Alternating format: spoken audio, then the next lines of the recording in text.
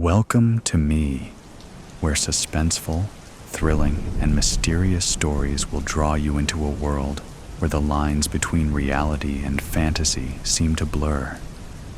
When the night falls, when all the sounds gradually quiet down, leaving only your own heartbeat and breathing, that's when these stories begin. Tensions, unsolved mysteries, moments that will make you hold your breath in fear or curiosity, all are waiting for you ahead. Find a comfortable seat, dim the lights, and let this sound guide you on a journey that is not for the faint of heart. I want each of you to leave a comment sharing where you are in the world. And if you are enjoying the episodes, don't forget to give a like and subscribe to the channel now. Relax. Are you ready? If so, join me in the first story right now. Colorless Heart. Set your story in a world that has lost all color. Colorless Heart by Lucy Apatow. Marie roused from sleep in the double bed inside the Paris Hilton Hotel. She sank into the comfort of the silky sheets and the fresh fabric smell. A smile splashed across her face, unable to open her eyes just yet. Freedom at last. Just her. No one else. No jumping on eggshells. Not being caught off guard. No secrets. No lies. Just Marie. No other soul in this room. Away from him. But it wasn't only about liberation. It was about protection. Keeping her loved ones safe. She had to keep them alive.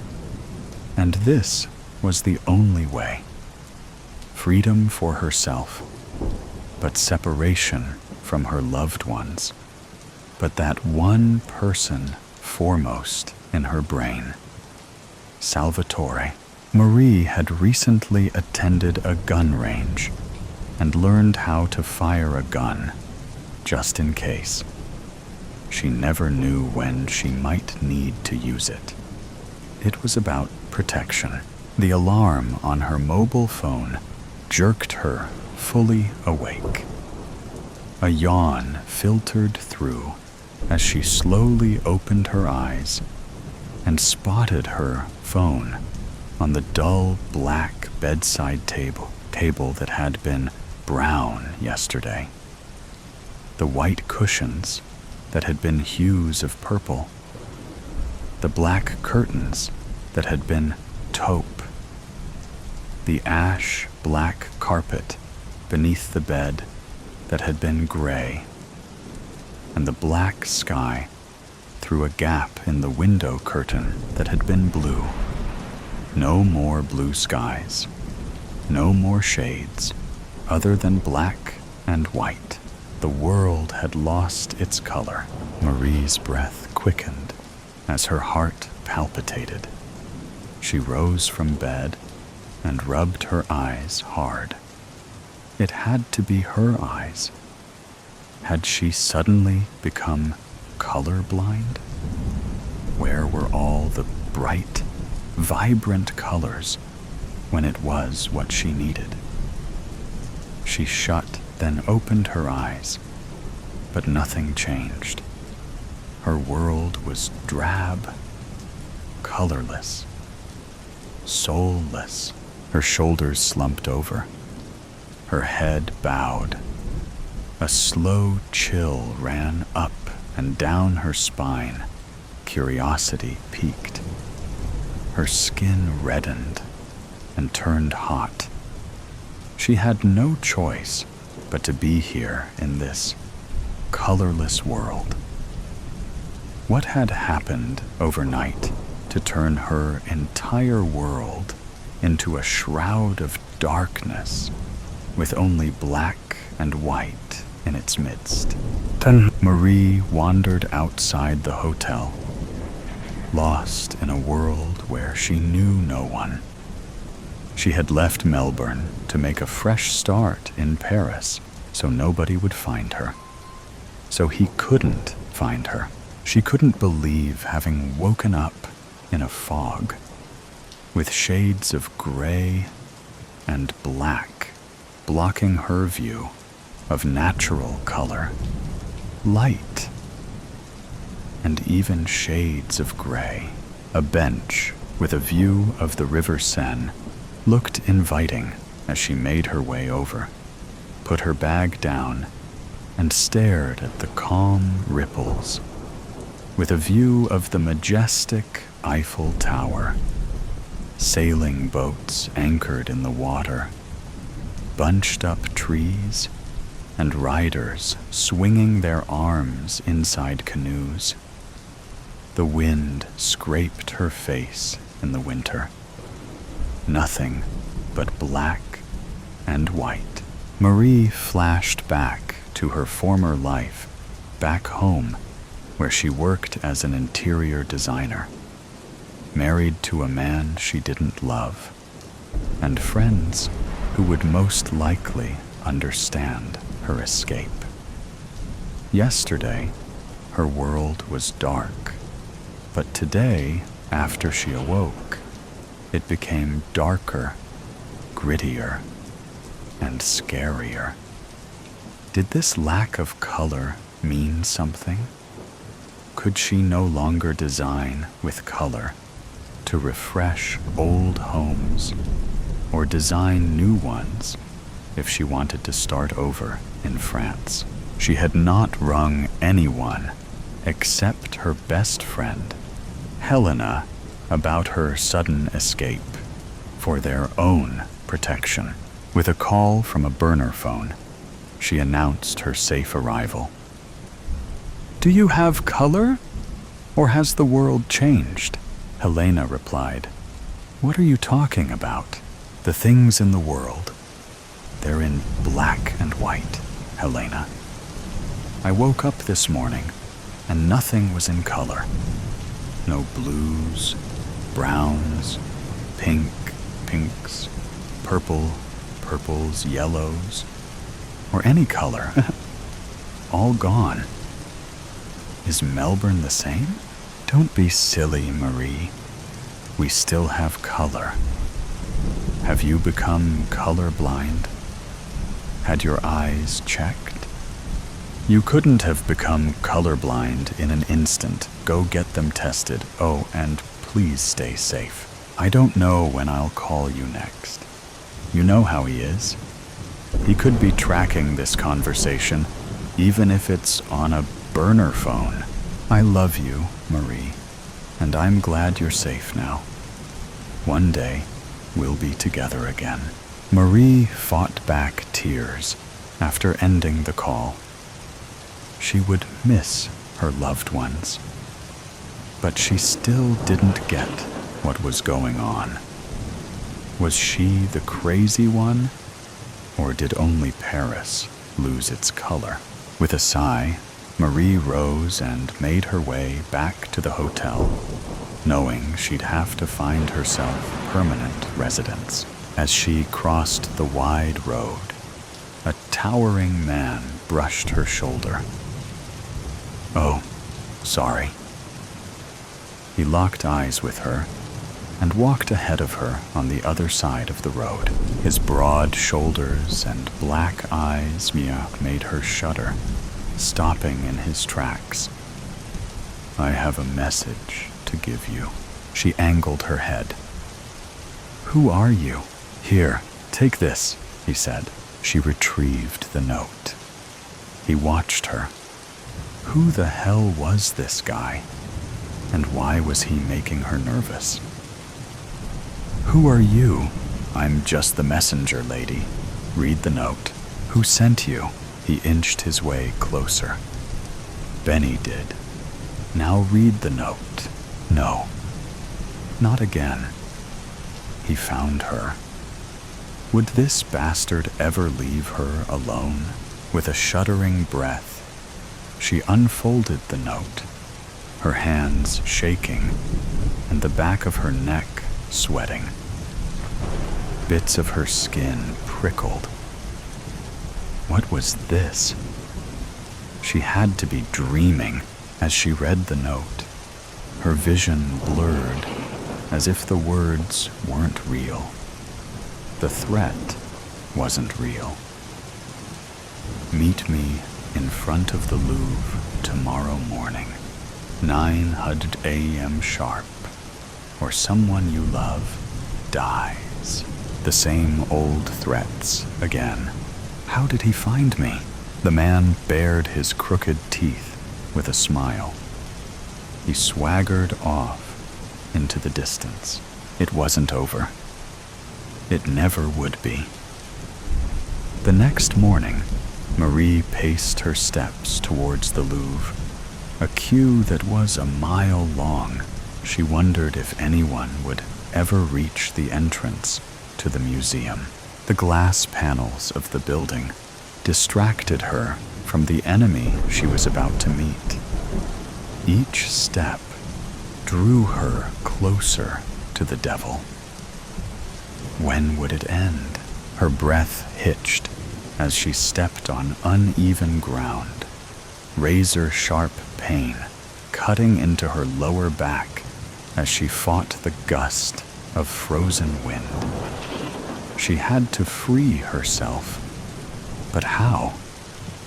He would always find her, threaten her, obsess over her, and abuse her. She'd been abused for 3 torturous years. Storm clouds brewed when Marie drew closer to the swarms of people. It was almost 9 o'clock, and passers-by stared at her as if she as an alien. Was it obvious she was heading towards her death chamber, to her dreaded foe? A cold caress at the back of her neck made her freeze in her spot. She turned. It was him. Benny. In all his wealthy glamour, the bastard wore a black tie, black buttoned-up suit jacket over a black cashmere jumper, with black pleated pants over Italian leather shoes. He smelled rich. "Follow me," he said, as he prodded her towards an unknown destination. They walked in silence as his intermittent glares unnerved her. The squeeze of his arm draped through hers, leaving bruises, but she said nothing. His pinch at the back of her neck made her flinch, but she said nothing. The push and pull of her hair strands made her want to cry out, but she didn't. Hidden pain to display her fake strength. When, finally, she sat down outside the cafe with its outdoor setting, he ordered hot drinks and croissants. No one does what you did and gets away with it.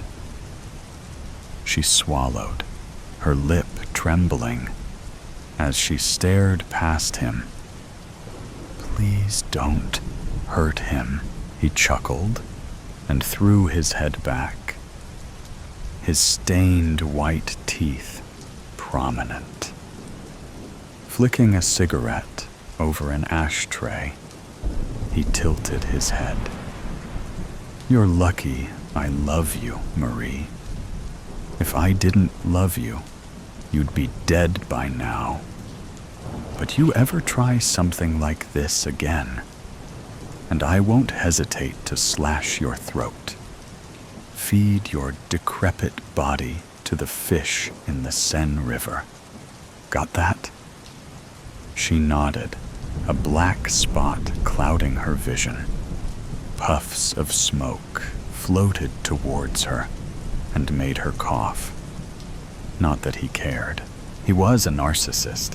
He retrieved his phone. "Watch this. No, I mean business," Marie. I don't blow damn smoke up my arse. She gripped the phone and saw him, tied up to a chair, gagged, beaten, tortured. 2 black eyes, bruising across his cheek, haggard, frail, head hanging down low as if giving up. No, don't give up, my love. Never give up. A gasp of air grounded her. Rattling teeth must have made her look scared in front of him. Is he all right? He scoffed. That depends on you. You put 1 foot wrong. Leave me again, and he dies. Only when we're safely back home, he'll be released. The waiter returned with the croissants and hot coffees. Sorry about the croissants. They're a little overcooked, but these are more their natural yellow. Marie winced. But those croissants are black, not yellow. He waved a hand. Don't mind her. She's the constant joker. But no worries. We'll have them as they are. The waiter nodded. Black, you say? Benny glared. Leave us. The waiter walked off with a curious gaze. He turned to her. What is wrong with you? Can't you see the color of the food? How could he not see what she was seeing? What was wrong with her? No, everything is black and white. I don't see color anymore. He laughed.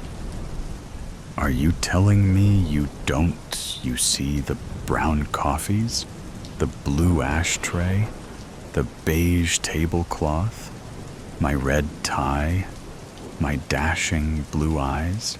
Her heart missed a beat as she gritted her teeth. No, I lost sight of color this morning. I woke up like this.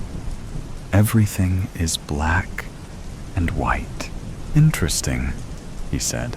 Marie looked past him and spotted the man she'd seen earlier. The one who had given her the note. He was standing by a lamp post, sculling a bottle of beer. Why was he around? He must have been Benny's bodyguard, in case she made a run for it. Marie and Benny stepped inside her hotel room. He pushed her towards the wardrobe. Start packing. Our flight leaves in a few hours. Okay then. She pushed aside her floating tears and steeled herself by pulling out her suitcase from underneath the bed, unzipping it. As if in a surreal world, she pulled clothing off hangers and threw them into the suitcase. She was going back to her prison, away from the love of her life. If only she had been stronger a few years ago, when he had framed her ex-boyfriend, Salvatore, for murder. Just so he could be free from prison, she was forced to marry him. Marriage to Benny in exchange for Salvatore's freedom. She had never explained why she'd broken up with him. Had to convince Salvatore she no longer loved him. It had cut her insides, but she had to keep him safe. Salvatore had not given up on her and found ways for them to meet secretly. But Benny always found out about their secret rendezvous. He had put plans in place, made the worst things happen. Benny involved in Salvatore crashing his car, ruining his reputation in business, injuring his friend with a beating by his henchmen, and almost killing him at least twice. Now Salvatore was threatened with death. What more could the creep do? "I'm having a shower," he said. She sat on the bed. How could she go back with him? But she had no choice when Salvatore would die if she didn't. Benny's phone lay on the bedside table. Curious, she picked it up and found his recording. Salvatore was still tied to the chair, still tortured and broken. But wait, something was weird about this video. The actions were the same. His movements repeated in a cycle as if it was on a loop. This wasn't her true love life. This was a fake video. It had to be. Could Salvatore have arranged this? Outsmarted Benny again, she smiled to herself. Now she had a chance to do something. Fight him. Hurt him. But no, she wasn't a violent person and had morals. Nothing like Benny. Nothing. What could she do? Run away again? But Benny might pursue Salvatore and never stop. He would never stop finding her until his own death. She knew that. So what could she do? She could never reason with a crazy person. A knock on the door made her jolt in her spot. It could be anyone. Her heart racing, she slowly opened the door and flinched when the man from earlier pushed past her. "Where's Benny? What are you doing here?" the man whispered in her ear.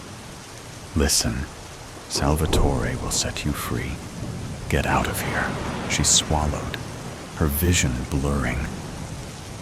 What? The back of her neck sweated as one ear listened in on Benny in the shower. "No time to talk. Leave.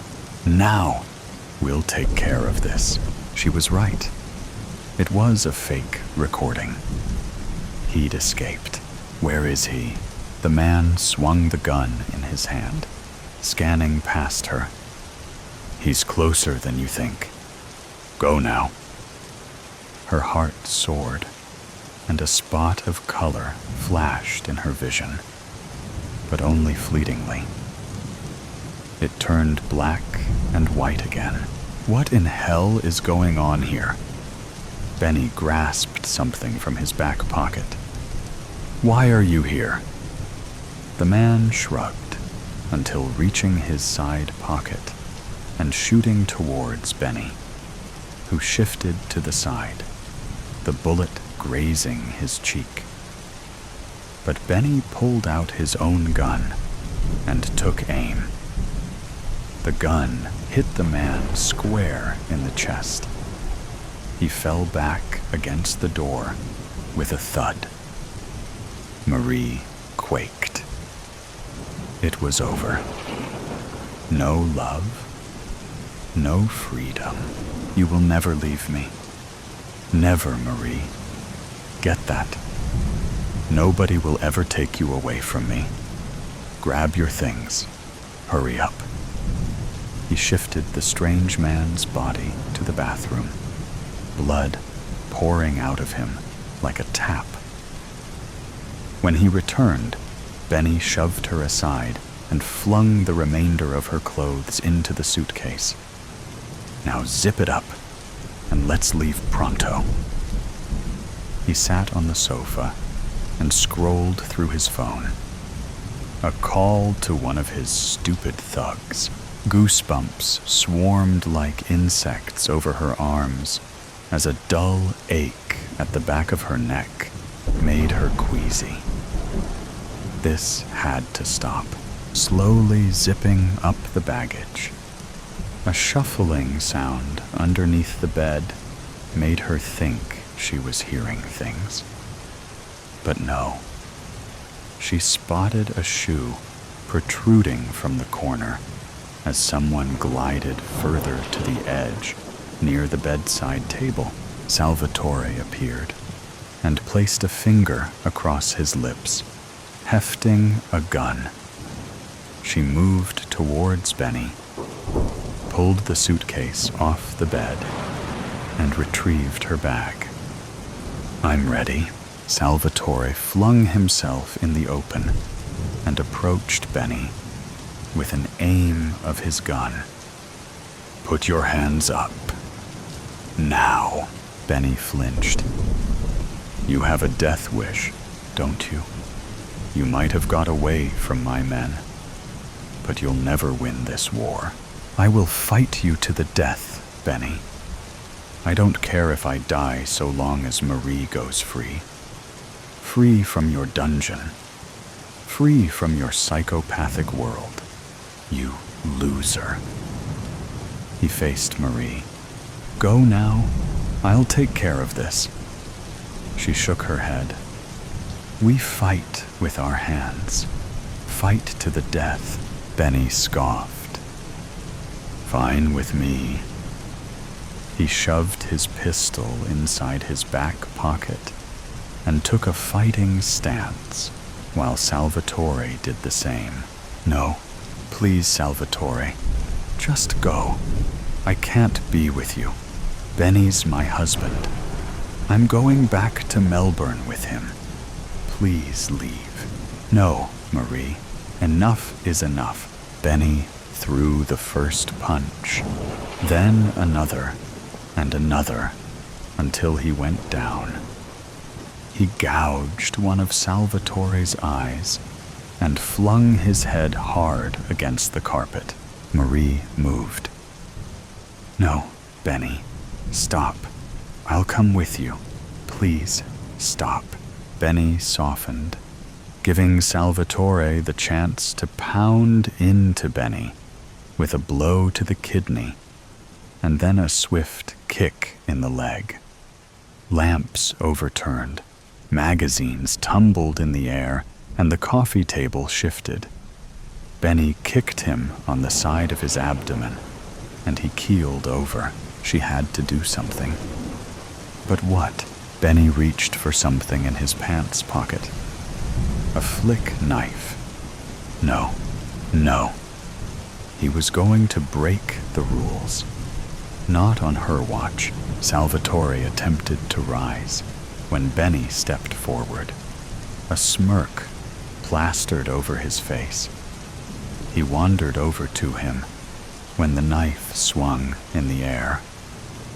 Marie reached for his back pocket, pulled out the gun, and aimed. "Stop, or I'll shoot," he scoffed. "You don't have the guts? Don't even know guns?" Benny ignored her, about to stab Salvatore in the throat. Marie pulled the trigger and shot him twice in the stomach. The knife fell, and he dropped like a sack of potatoes. Blood seeped onto the carpet, and she watched and waited for the life force to draw out of him. 3 years of hell. 3 years of watching over her shoulder. 3 years of fearing the lives of her loved ones, walking quietly on eggshells. Those days were over as the rotten apple drew his last breath. Salvatore shuffled towards her and hugged her. "I love you, Marie. I'm sorry I couldn't protect you from him. You've always protected me." She beamed. "I love you too, Salvatore." She savored the gentle caress of her lover's strong arms around her waist. Her eyes shifted, her surroundings vibrating with color. Nor more colorless world, worse ways. Selena runs with a ferocity she didn't think she'd ever need again. Her feet thump, thump, thump on the ground, and her eyes search the dirty rooftop desperately for a familiar May. She knows she's taking too long. She can feel the time slipping through her fingers like grave dirt. She bursts out onto her fourth rooftop, a quick scan providing nothing. She turns around. Her ears catch onto the quietest sound, a scuff, a whimper. She runs over to the other corner of the building and checks behind a wall. There she is. May lays on the floor, cloudy eyes staring uselessly up at the sky, and her entire hand missing, blood leaking out of her at an alarming pace. Her gut is cut open and barely holding together. Her leg bent the wrong way. Blood coats her entirely. Her mouth, her neck, her chest. Selena's hand lands on his shoulder. May jumps, opening his mouth in surprise as she turns her head towards her. Selena? Her voice croaks out painfully, laced with a brittle sort of hope. Yeah, it's me, May. Hold on. Help is on the way. She'd called the ambulance as soon as she heard the news, hoping they'd be fast enough to get to her, find her, hoping she would be too. Selena carefully shifts May into her arms, getting her away from the dirty concrete, and trying desperately to stifle the blood spilling forth easily from her stomach. Selena, May says again, desperately. She says it like Selena is an angel about to bring her to salvation, as if Selena was what she needed, wanted, instead of some random punk from New York that kills people in his spare time, instead of someone who shot a bullet at her skull. I'm sorry. May grits out, blood leaking from her lips and coating his mouth. She feels useless, hopeless as blood continues to gush, and May is the one apologizing instead of her, the self-sacrificial dumbass she is. No, May, you don't get to say that. You stay with me, you hear? You stay right here with me. Her voice shakes, and she feels untethered, like everything is slipping away from her again. She runs her hands over May's unbroken arm, trying to ground the dying girl, trying to bring her back to the world of the living. Please, not again. May opens her mouth and breaks into loud, shattering coughs, blood dribbling down his chin even more.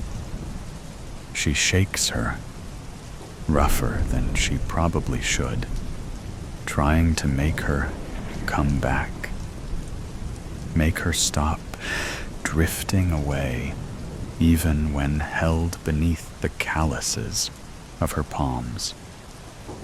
May whines in pain. Come on, May. You can't go yet. You've got people to save. You've got friends who need you. Selena needs her, and yet May is leaving. She thinks of Jason and of her brother, Leo. They need her too. Need her like the air in their lungs, like the blood in their veins. Blood that May is covered in. May, please, hold on a bit longer. You can't leave me yet. Who else is going to knock the gun out of my hand? You promised.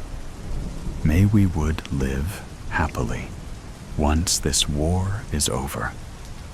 I haven't heard enough moral preaching yet. Come on. She's pleading, begging, praying to a God she no longer believes in. It's too sudden, too soon. She can't lose someone again. She can't. She'd listen to 1,000 hours of bull crap if it meant May would just live. If it meant May would continue to lecture her and annoy her and be beside her, side breathing and smiling. May's shaking hand reaches up to his shirt and latches on, staining it with her blood. She can hear the sirens getting louder, closer. See, Silena. May's voice is scratchy, pained, weak. Shut up, May. Don't talk. Just stay awake for me. They're so close. Just a little longer. She just needs to hold on a little longer. Silena. No. May can't do this to her. She can't say goodbye. She hears the weight of her name, the finality to it. The hand on her shirt slackens. Her body starts to go limp, and she can feel it. Feel the way death grips her, like it did her brother, like it did her dad. I will miss you. Silena feels her chest shudder with a sob. The tears slip freely from her cheeks. The hand reaches up again, and it's so cold against her cheeks, so cold as it wipes away her tears. She grabs it, holds on to it, like it's the last anchor she has, pressing it to her cheek in the reminder that Silena is here, that May can't leave her here all alone. May should be yelling at her, screaming at her, like she always does.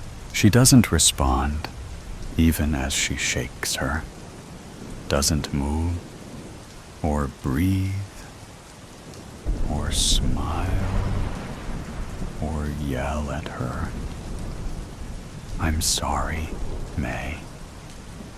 She whispers to the sirens and the air and the quiet body before her.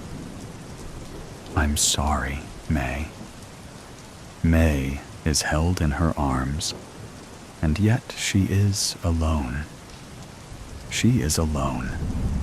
She yells at the sky, at herself, at the world. She yells, and then she cries. Her lips press softly to the cold fingers of the girl she was only just learning to care for. She gently sweeps her bloody hands through dark hair for the first and last time, slowly smooths her thumbs over those open, empty eyes and closes them against the harsh wind of the city. The paramedics storm the rooftop, and she's dragged away from the body. She doesn't stay to watch them load the body into the ambulance, doesn't stay to watch the ambulance drive off slowly. In no rush to save a dead person, she walks away to a panicked shouting. She lays down in his bed, soaked in another person's blood. She stares at the ceiling with an emptiness clawing at her heart until it drags her down into darkness. She wakes up 5 minutes before her alarm. She wakes without any sleepiness. Suddenly they're thrust into a world where she remembers the feeling of bloody hands against her cheek and the weight of a dead person in her lap. It takes her a second for the feelings to rush back, for the bone-deep exhaustion to settle familiarly in her chest, and the accompanying rage to guide her sights. She stands up as the alarm rings. A standard beep, beep, beep before she shuts it off. She looks at her hands. This gives her pause. She knows she didn't wash her hands last night, remembers the feeling of blood coating each and every finger and staining every surface she touched. Selena looks at the pristine white bed, then down at her spotless white top and clean jeans. Something is wrong. Her hand reaches for her phone, and she stares down at the date with a sinking sense of insanity. That can't be right. That's impossible. The numbers don't change. November 7th, it says, clearly, as if that makes any goddamn sense. Yesterday was November 7th. Yesterday she fell asleep, covered in blood. And yet, with a sudden ferocity, she finds her hands navigating the device, pulling up her contacts, and pressing firmly on a familiar name. The phone rings, and rings, and rings. Someone picks up. "Hello?" May says over the phone, her voice scratchy from sleep with an edge of worry. Her chest rattles with her next breath. His legs wobble, and she collapses onto her bed. "Hello?" May says louder, more alert, worried at the lack of response. "Hey," Selena says quietly. It's all she can say right now. What should one say to a dead woman, not dead? How does one cope when the woman you held till her dying breath is breathing again? "Are you okay? Do you need help?" May asks. There's shuffling over the other side of the phone. A creak. More shuffling. As if May was suiting up. "I'm fine. It's nothing," she grits out. Her chest hurts. Her eyes ache. Her head is swimming with confusion. It doesn't sound like nothing. "Where are you?" "I'm coming over." May declares like the soldier she is, always ready to help, to fight. Misclick. She grits out before she hangs up the phone. She resists the temptation to throw it. She resists the urge to scream. She knows nightmares. She has them every night. But never has one been that real. Maybe she really is going crazy. Tremors shake her body, and she can't just forget holding someone while they die. Can't forget those sightless eyes, or those cold hands, or the putrid smell of blood so strong she was swimming in it. She can't forget the sticky warmth on her hands and her chest and her cheek, on her lips. It's like Todd all over again, except this time she can't trust herself, can't trust what she saw and felt and heard and smelled and tasted. She tasted death. May was dead when she fell asleep. May was alive when she woke up. May is alive. Memories of the same past experience hit her like a full-speed bullet train. She's still alive. They are stuck in a time loop, and this is going to repeat. Mother, dearest. Annie, I'm so sorry. I totally forgot about this weekend. I'm really unwell, so I probably couldn't have made it anyway. If you can wait, I'll help you next weekend. I promise. Love you, XXX. My heart sank. Sarah was unreliable, and she does this all the time. But I really thought she'd come through this time. I suppose I thought that every time, but this time I was hoping it would be different. I knew deep down that our friendship was slipping away. We both led totally different lives, but I felt it would be quite a shame to let a near 20-year friendship fade into nothing. It was clear where she stood on it, however, as she was putting less and less effort into her lies. Next weekend would turn into next month, and next month would turn into after Christmas.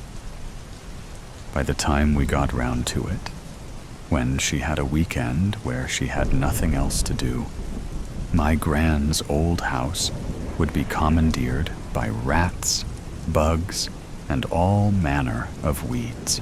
It was now going to be a long, lonely 3-hour drive across the country to Newbiggin, and an even lonelier weekend clearing out the house. Part of the reason I'd wanted her to come was that I didn't want to stay there overnight on my own. It was the creepiest place I'd ever been. Every summer up until I turned 14, I was forced to spend 2 weeks there while my parents flew off to some tropical destination for a break.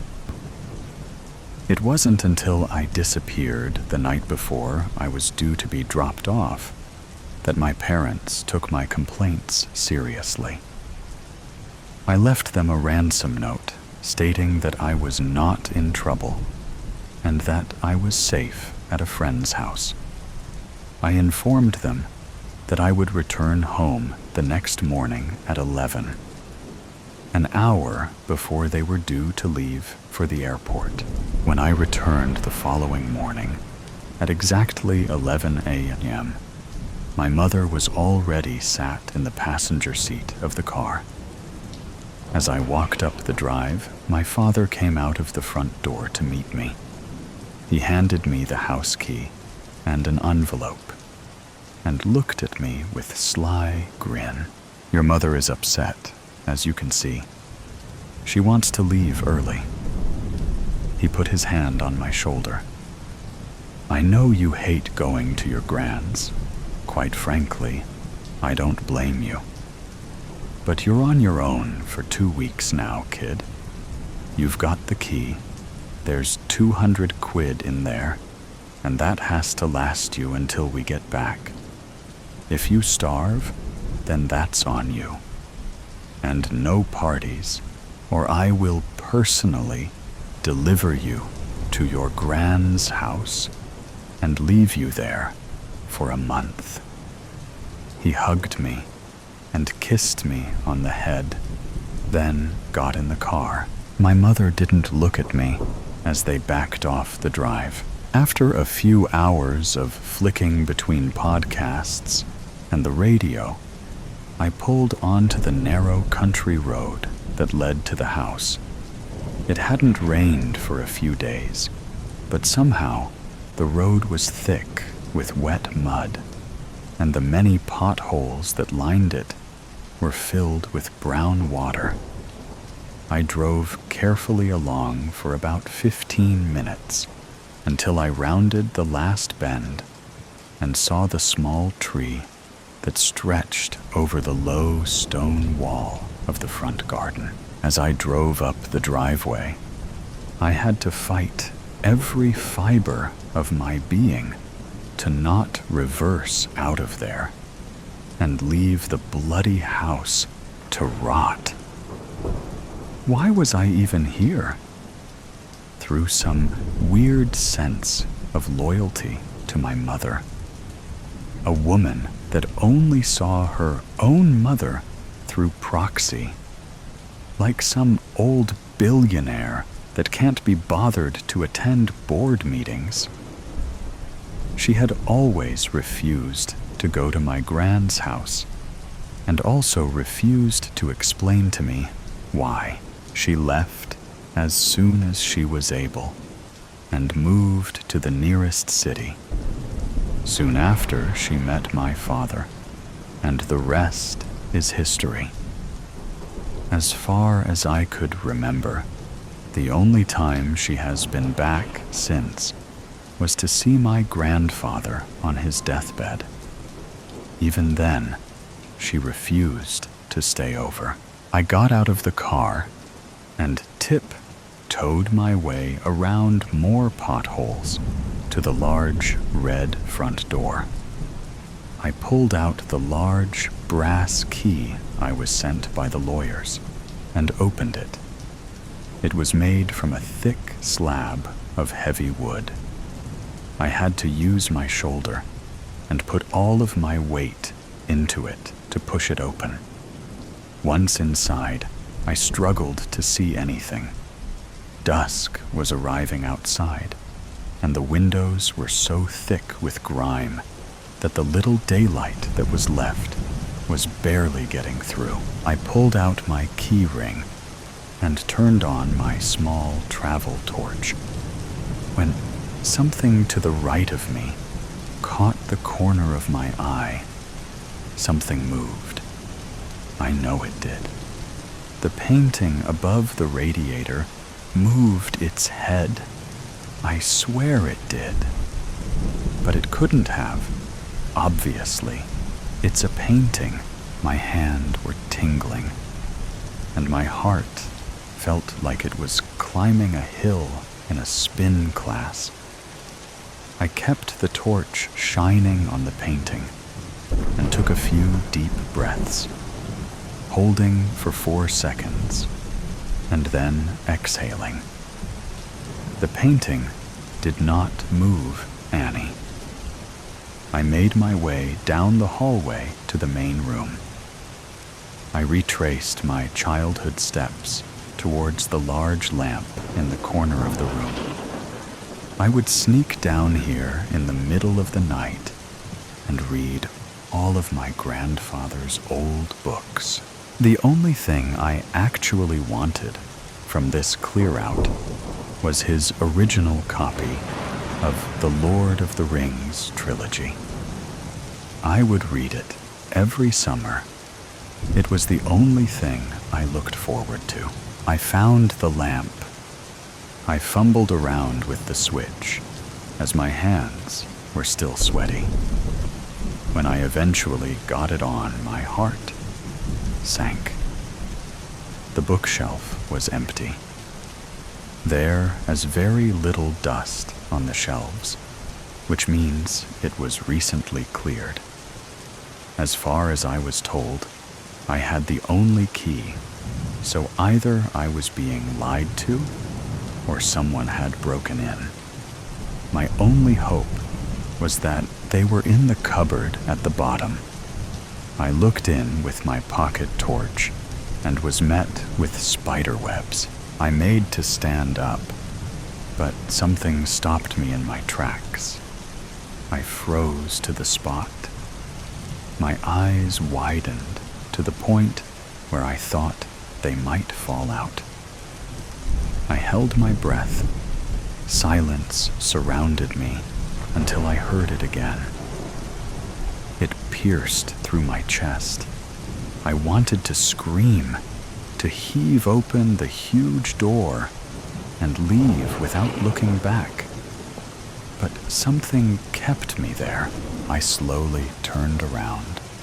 I tried to silently creep through the room, over to the bottom of the large wooden staircase in the middle of the grand hallway.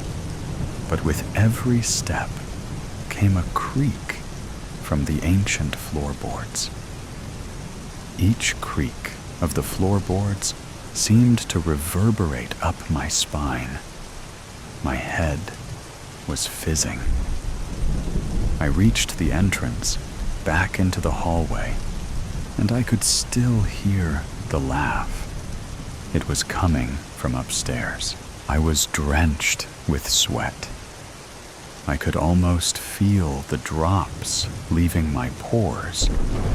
My cortisol levels must have been breaking all sorts of records. This is insane. Why am I going up the stairs? At the top of the stairs, the main bedroom and the bathroom were to the right. On the left was my mother's old bedroom, the bedroom that I inherited during those dreaded summers. I waited at the top and held my breath, listening for the laughter. If this was all a game by some silly country kids, they would be lucky to leave with all of their fingers. After a few seconds, I heard it. It was coming from my mother's old room. Enough sneaking about, I leapt up the final stair and burst into the room. Empty. I listened again, but the laughter had stopped. I shone the torch around the room. I had to take a second to think back, to make sure I was remembering things right, as the room looked totally different to the last time I was here. It had been turned into a shrine for my mother. There was pictures of her everywhere, some with her parents, some with my father. There was one of her holding me as a newborn, some with her and friends. All of her old toys were dotted around the room on shelves and drawers. Old medals and school certificates were stuck to the walls. I didn't understand. Why would my grandmother do this? My mother always told me she was cold and distant, never showed any real affection. I always believed her, as that was exactly how she was with me. This made no sense, but who else would do it if it wasn't her? I picked up a photo of my mother as a baby. I looked exactly like her at that age. I almost had time to form a smile before being shocked so much. I dropped the picture and smashed the glass. Bright lights were flashing in through the window, almost as if someone was speaking Morse code. I made my way over to the window and saw that the light was coming from the headlights of my car. Shit. I must have left them on. I hope the battery isn't going flat.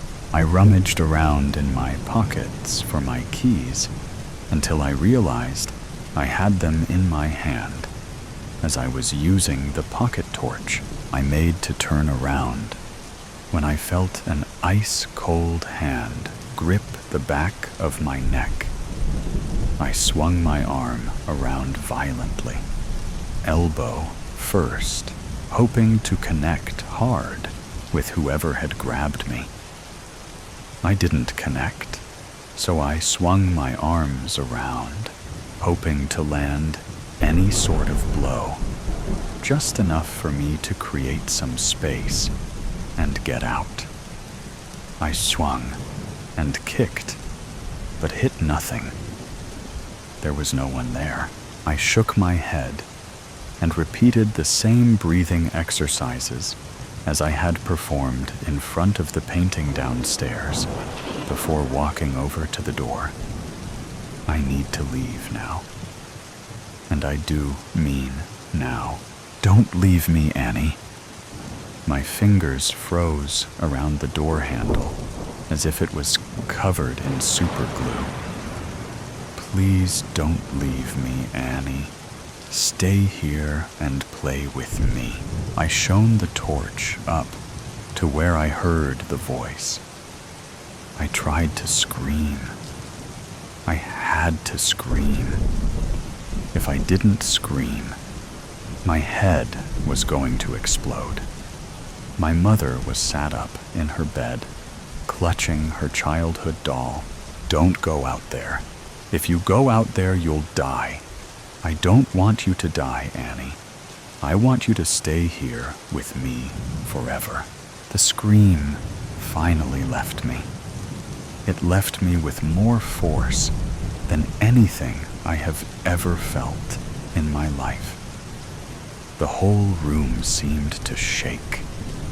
I screamed until every last breath had left my lungs. Then I threw open the door so hard it almost came off. Its hinges. I sprinted down the stairs, jumping down the last 4. I reached the front door. I hadn't locked it when I'd came in, so I twisted the large brass handle and pulled. I couldn't use my weight to push it open this time, so I opened it as far as I could, then squeezed my fingers into the opening so I could have a better grip on the door to pull. I heard the laughter again. It was getting louder, which meant it was getting closer. Annie, don't be silly. You'll die out there. Stay with me. I pulled and pulled. I eventually put my foot in the gap and pushed the door back with my heel. Once there was enough space, I squeezed through, then sprinted over to my car, swinging the door open, then diving in. I turned the key once, twice. On the 3rd time it worked. I put it into gear, ripped the handbrake down, span around, and drove straight through the closed gate. The casualty has been identified as Annie Jones after her car skidded off a country road and collided head-on with a tree. The incident is made even more tragic as she had been driving back home after visiting her late grandmother's house to deal with her estate due to the tragic deaths of her mother and father the previous year. Our thoughts go out to her close friends and family at the unfortunate time. A pastor's burden.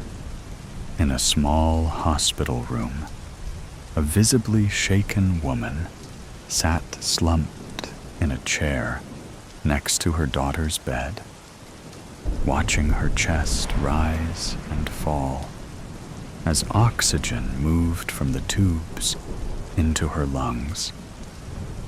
dark circles framed her eyes, which were heavy with exhaustion and worry. When she heard the news announcement, she looked at the small TV screen and raised the volume quickly. Tonight, a local pastor is in custody after turning himself in for a hit and run of 13-year-old girl Emma Campbell that occurred only a week ago. Emma was reported missing by her family before she was found at Mercy Hospital as a Jane Doe almost a day later. Emma is currently in critical condition with injuries that include blood force trauma and spinal fractures. This all unfolded this morning when 54-year-old David O'Reilly of the Church of God in Christ reportedly turned himself in and admitted to hitting her and fleeing the scene. According to the church, O'Reilly has served as a priest in the Church of God in Christ of White County since 2002 and has even presided over this past Sunday's Mass. Interestingly, the church caught on fire Monday morning after it ignited in a building nearby. Luckily, no one was injured. However, a few people were transported to a local hospital for smoke inhalation. The police have told us that this remains an ongoing investigation. Meanwhile, the community and friends of the Campbell family are holding a vigil. Emma's mother told us, "I am just terrified. I want Emma back. I don't care about anything else." Reporting live from Mercy Hospital, this is Angelica Sanchez, CBS News, as the woman watched.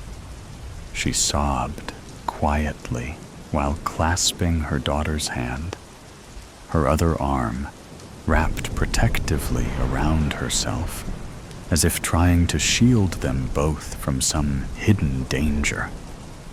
She was still shocked at the whirlwind of events that rocked her family for the past few days. God was punishing her, she thought. Not very far away, 2 police detectives walked into a room where David O'Reilly sat, his head hunched over in a metal chair and his hands clasped tightly. One of the detectives cleared his throat as they sat opposite him, while the other shuffled papers as if he had not just gone over every paper before coming in. "Mr. O'Reilly, I am Detective Jameson, and this is Detective Phillips. Do you need anything before we start? Coffee or some water?" David shook his head, which prompted Detective Phillips to begin. "All right, Mr. O'Reilly, walk me through what happened last Thursday." David sighed and shook his head before speaking slowly. "Like I told Officer Jones, I was heading home on Eli Road. I had a lot on my mind and didn't see the poor girl. I slammed on my brake immediately. I ran out of the car, and she was lying there, and blood was everywhere. I panicked. I did not know what to do. I do not carry a cell phone. I cried for help, but no one was around. I thought I could take her to a hospital, but I know you are not supposed to move people. And also, I recently had back surgery, so I was not sure if I could. I went back into my toe, and I had all the intention of going to the nearest station. but I don't know what happened. The devil is a powerful enemy. I got scared. The devil. I see. Where were you coming from? I drive to a local donation center now and then to buy books for the children in my parish. Right. We called after your initial statement, and while everyone knew who you were, no one could confirm you were there last Thursday. Yes, I realized that I forgot my wallet at home and just turned around and did not make it there. I see. And what happened when you returned home? I parked the car. My wife was helping my oldest son, Adam, with homework, and the other two were playing in their room. Deacon Cowley came over, and we discussed Sunday's sermon. When he left, I put Faith and Jacob to bed and showered. After Adam went to bed, I told my wife what happened. Help me understand this. You are a man of God. You teach His word. You know right from wrong and good from evil. Yet you hit an innocent young girl and you walk away? How so? I don't know, Detective. As I said, the devil is powerful. He feeds on our weaknesses. I thought I was going to lose my family. I got scared and spare me the spiritual nonsense. Did you know Ms. Campbell before? Detective Phillips interjected. Clearly, he played the bad cop. What? No. I mean, I don't know. As far as I know, we don't have a Campbell in our parish. But people come and go all the time. Wait, why are you even asking? Several reasons, Pastor. Several reasons. They both stood up and prepared to leave the room. David looked at them and asked if he could know these reasons. But they shook their heads and opened the door to leave. David yelled as they walked out that it was an accident. As they walked through the precinct hallway, Detective Jameson asked, "What do you think? Too early, but something does not feel right.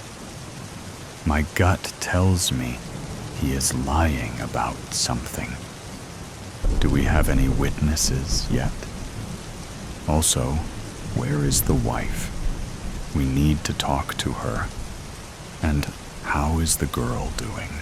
No witnesses, and I believe she is in the hospital with her daughter. Faith is still in critical condition, and doctors are not optimistic." Elizabeth woke up to the beeping sound on Faith's monitors. A few seconds later, the nurse came in to check. After a few taps, the beeping sound stopped. The nurse mentioned that the IV will need to be changed soon. Elizabeth asked if there was any word from the pulmonologist they had been waiting for. The nurse shook her head and said she would send a message. Elizabeth asked why the doctor took so long to come to the hospital. The nurse said she did not know, but that he was currently unavailable. Before Elizabeth could protest, two detectives appeared at the door, and the nurse excused herself. "Mrs. O'Reilly, we are sorry to disturb you, and to come at such a difficult time. However, we have a few questions." Elizabeth's eyes flickered with apprehension before her guarded wariness took over. She stood up and walked with them outside of the room. "Mrs. O'Reilly, do you know what time your husband returned home last Thursday?" "I'm not sure. David usually meets with Deacon Cowley around 8 p.m. on Thursdays, so I am guessing before that time. Do you know where he was that day?" "I believe he went to the local donation center." "And when did he leave to go there?" "I can't say, as I was not home. I picked up the kids from school and dropped them off at my sister's." "And what time would you say that was?" "Probably around 4 p.m. when I was at my sister's house." "And where did you go?" "I sometimes help local businesses with their books, so I was at the local motel on Siesta Drive." "Eddie's place?" "Huh?" "Oh yes, Edward." "Mrs. O'Reilly, we talked to many folks, and they all mentioned how kind and thoughtful your husband is. Don't you think it is strange for him to leave a poor girl to die after he hit her with his car?" "Well, yes, of course, Detective." "Mrs. O'Reilly, Angela, has your husband ever hurt you or the children?" "What? No. David would never hurt." She paused. She wanted to say anything, but stopped. Tears filled her eyes as she tried to finish the sentence, but couldn't. "All right, Mrs. O'Reilly, that will do for now. We will be in touch." The detectives turned and left her standing in the hallway, like a house remaining after a tornado ripped everything around. After talking to the wife, Detective Phillips was more convinced that something was fishy. He told his partner they needed to step it up. By the time they returned to the precinct, they had camera footage from some businesses and the report from the fire department to review. Unfortunately, the footage wasn't helpful.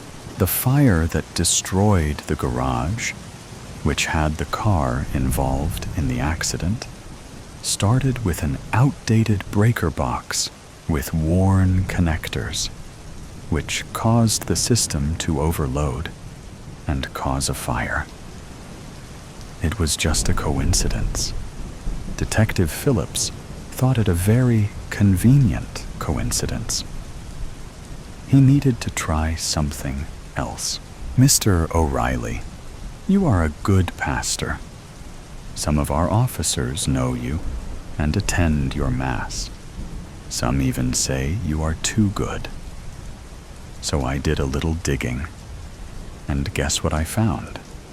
Since 2003, we have had 6 murders that have remained unsolved. All of them were within a 10-mile radius of your church. All of the victims were teenagers between the ages of 13 and 18. So, is there anything you want to tell us?" "This is ridiculous.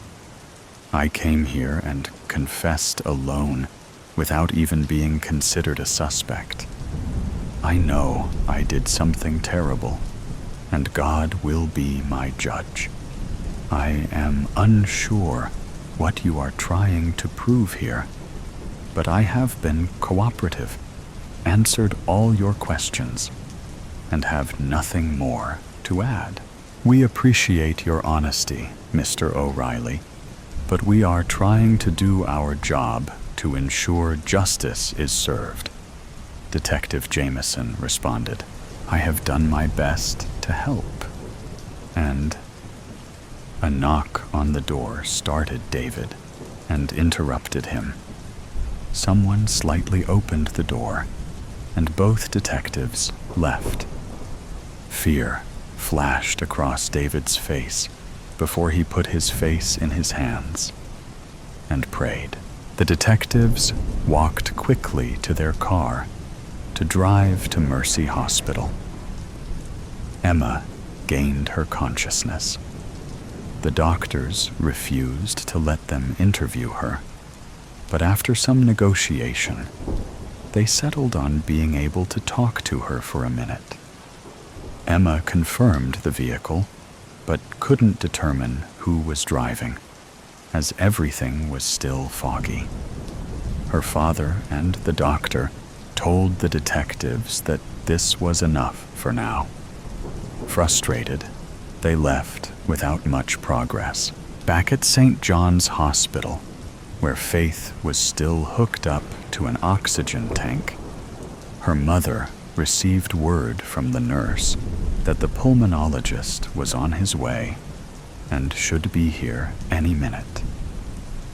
The nurse then lowered her voice and whispered to her, "I am not supposed to tell you, and I probably would get in trouble for it, but the specialist is Dr. Campbell." She paused for a second and looked at the mother, but it didn't seem to click, so she continued, "You know he is the father of the poor girl who... You know." The room seemed to close around her as the weight of the revelation hit her. Guilt surged within her as her chest felt a sudden pressure that made it hard to breathe. The nurse helped her sit on a chair and brought a cup of iced water. Angela rubbed her temples and tried to push the images away. Her guilt was gnawing on her insides, whispering incessantly that God was punishing her. She couldn't escape it or hide from it. She tried to isolate herself in her daughter's room, spending hours sitting in the dark and pushing away friends and family. No one could understand the magnitude of her guilt. She buried her face in her hands and started crying before a knock on the door got her attention. It was Dr. Campbell. The next day, the detectives returned to Emma's room to ask her more questions.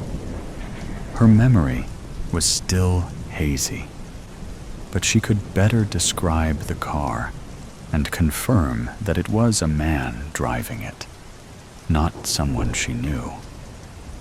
When given a picture of Pastor O'Reilly, she couldn't identify it as him. Detective Jameson thought that, at this point, the case was almost closed. They had a confession. The victim identified the car, the time, and that a man was driving. However, Detective Phillips still felt something was wrong, so he decided to try another strategy. They went to the interrogation room again, and Detective Phillips said the 5 words any culprit would want to hear: "You are free to go." David did not move. "What?" "You are free to go, sir. You will still be held liable for perjury, but for now, you may go. But don't leave town." "Detective, I confessed. I don't understand." "Yes, but fortunately, Miss Campbell regained her consciousness last night." David became quiet, and fear overcame his face. He didn't know what to think. He replayed the events of that fateful night in his head. Angela came home with a shocked look on her face. She broke down, sobbing, and told him what had happened. The car, the sudden flash of a figure on the road, the screeching brakes, the crash, and then silence. The children came down the stairs after they heard their mother crying. He looked at them and didn't hesitate for a second. He hugged his family and told them to go back upstairs. When Deacon Cowley came, he told him he wasn't feeling great and told him to work on the sermon himself.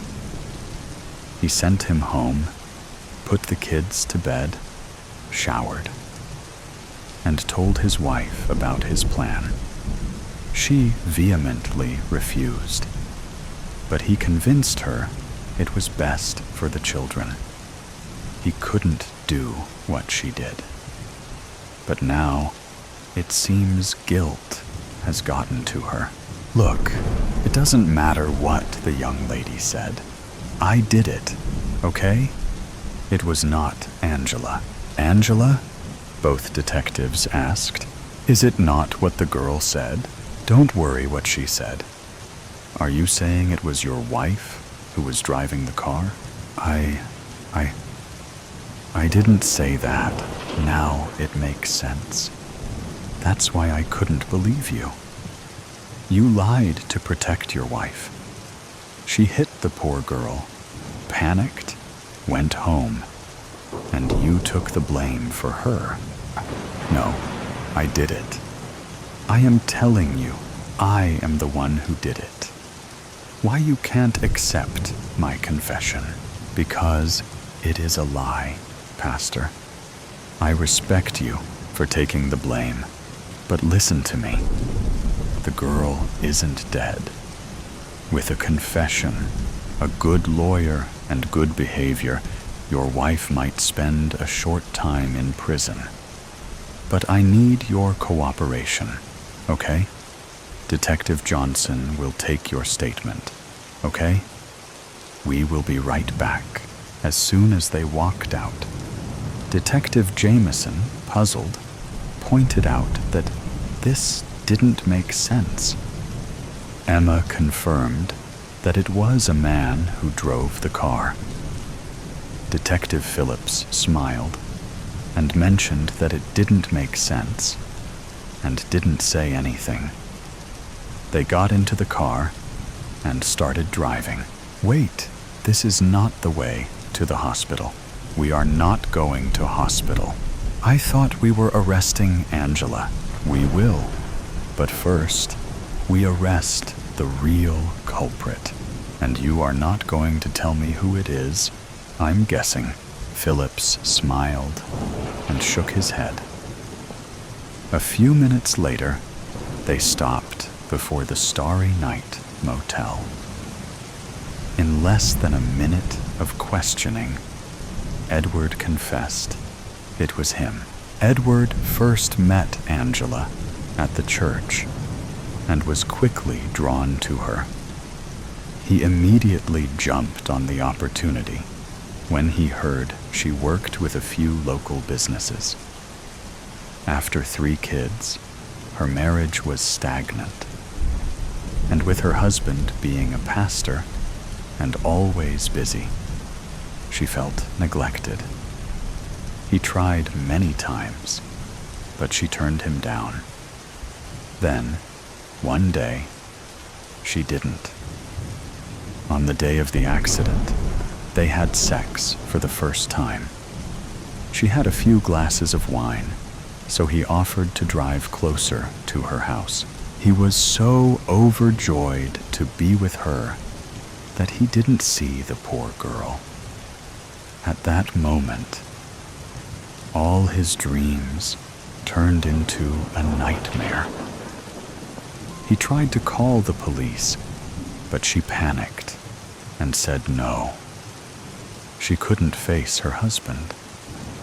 When they saw a car's headlights coming, she told him to go back to his motel and that she would take care of it. He thought she would take the girl to the hospital, but when he heard nothing, he realized she wasn't. A month later, Detective Phillips stopped by Pastor O'Reilly's house A moving truck was parked outside, and boxes were sitting out. David and his son gingerly walked out of the house, carrying a dresser. When they saw him, David told Adam to help his siblings. The detective picked up the dresser and helped bring it without saying a word. "How can I help you, detective?" "I just came to apologize, Pastor. I know I was harsh with you, and you didn't deserve that." "Oh, that's all right. I lied to you, so you are fine." "But how did you know?" "Let's call it instinct. That's a gift from God." "Sure, Pastor. Speaking of which..." "Oh, I knew you didn't just come to apologize. Ask your question. Seems I am not the only one with gifts." "Of course not. God is generous. It was you who caused that fire, wasn't it?" "I swore I wouldn't lie again. So yes, it was me." "Is that instinct too?" The detective laughed and shook his head as he walked away, saying, "This was a gift from God." Mine Cole didn't know if he was asleep or awake until he heard someone cough. Then began the incessant striking of hammer on stone. Earl, the foreman, had set up shifts for everyone. He'd said, "Keep pounding. Let them know we're still here. Alive." There was no light. None. Not a glimmer. Everything felt dreamlike. Only Cole's dreams felt real. They played out in daylight. How long since the cave-in? Time had lost meaning. It felt like forever, or an hour ago. He'd startle awake and wonder where he was. Then remember, how long had he slept? A few minutes? Days? His watch was accurate. Give or take 12 hours. Memories blended with reality. Hunger marked time's passing, rolling against gritty stone. He sat up. Hearing others move reminded him there were others. And so far, they had survived. At least the dust had settled. After the collapse, choking dust hung in the air forever. They thought their lungs would never clear. For a long time, whenever someone switched on their lantern, everything looked smoky. Eventually, their coughing stopped. Had it been Dietz? Earl knew, but didn't want them focusing on that. He'd spent his life in the mines. If anyone asked, Earl would tell them he cut his teeth on a chunk of coal. After the cave-in, he told himself, this is the end. I get out alive. I'm gone. After the initial shock, they could only wait and hope a rescue party would find them before. When the tunnel collapsed, so much happened at once. The screams, the groans, the terror, the chaos. They would all have died had Earl not kept them focused. After a few rushed to escape and got caught in the collapse, his shouted orders stopped the panic. They heard their screams, but could do nothing. There wasn't time. Their equipment was inadequate, couldn't save themselves. The silence that followed gave them chills. The survivors pulled Jed from the rubble. He couldn't walk. They cleared a level spot for him. Using his medical training, Earl directed the others. He stopped Jed's bleeding, but setting broken bones with improvised splints was painful and difficult. They gave him precious water. Earl said, "Hope he gets professional help before they set." He knew they would need to re-break them. Once he got to a hospital, reality settled. Rescue could take days. Might never get out. The prospect of starvation loomed. Earl counted heads. Besides himself, 4 others survived. Sonny, Jed, Cole, and Roman. All but Sonny had grown up together. Their fathers all came from the mines. The collapse came in the morning, so they had food and water. "Stow your kits and gear," he said. "Once you're secured, douse your lanterns. Save the batteries." The guys were hungry. Earl said, "Husband your resources, guys. Don't gobble it all at once. Make it last. Maybe down here a while." Earl organized shifts for them. They were to strike stone with a hammer in the Morse code SOS distress signal. Earl handed Cole a pick and pointed to the wall. "You start. Someone'll spell you in an hour. Signal 'em that we're alive and waiting." Cole found comfort at the wall. Activity filled the time. He felt useful. It amazed him how things become routine, even in the most primitive circumstances. While each took their turn at the wall, the others sat together in the dark, sharing stories. Sometimes they even laughed in the face of their plight. After a while, Roman began to weep. Hearing his sobs in the dark unsettled the others. A giant of a man. Everyone saw him as stoic, a man of action. He would take on any task. No one expected blubbering about his wife and kids. Now, he despaired. In the darkness, his mask of strength invisible, he revealed himself. Their situation was undeniable. At the wall with the SOS, Cole tried to drown out Roman's sobs. Roman couldn't stifle his tears. His sobs became wails.